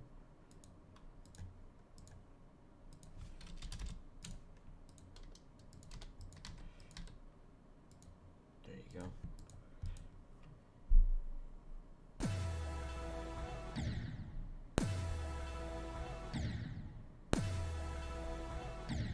Okay, now it kills you. But it looks pretty nice. I like it. Yeah, I want to make the whole, I probably want to make the whole level like this. The basic idea is this is cave, and then once you get out here, you're out of cave, right? And then the boss, it's like a daytime scene with fire and everything. Everything's dying. And then the boss comes in here. Probably triangle something. I feel like this is going to be a good boss. I have good ideas.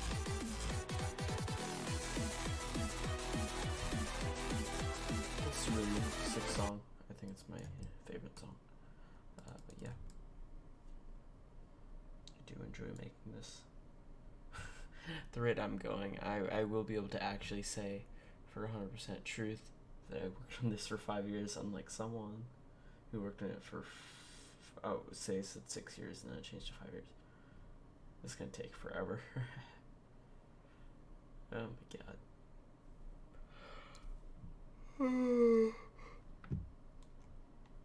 Well, yep. Thanks everyone for coming. It was nice. It was fun. Yeah. That was me building a single structure for 2 hours. Didn't know it could be done. I assume it was building pretty slow. And I also put the background and added these lines. I mean, I didn't add them. I just reappeared them. But I mean, honestly, a majority of it was spent signing that. But yeah. See you later.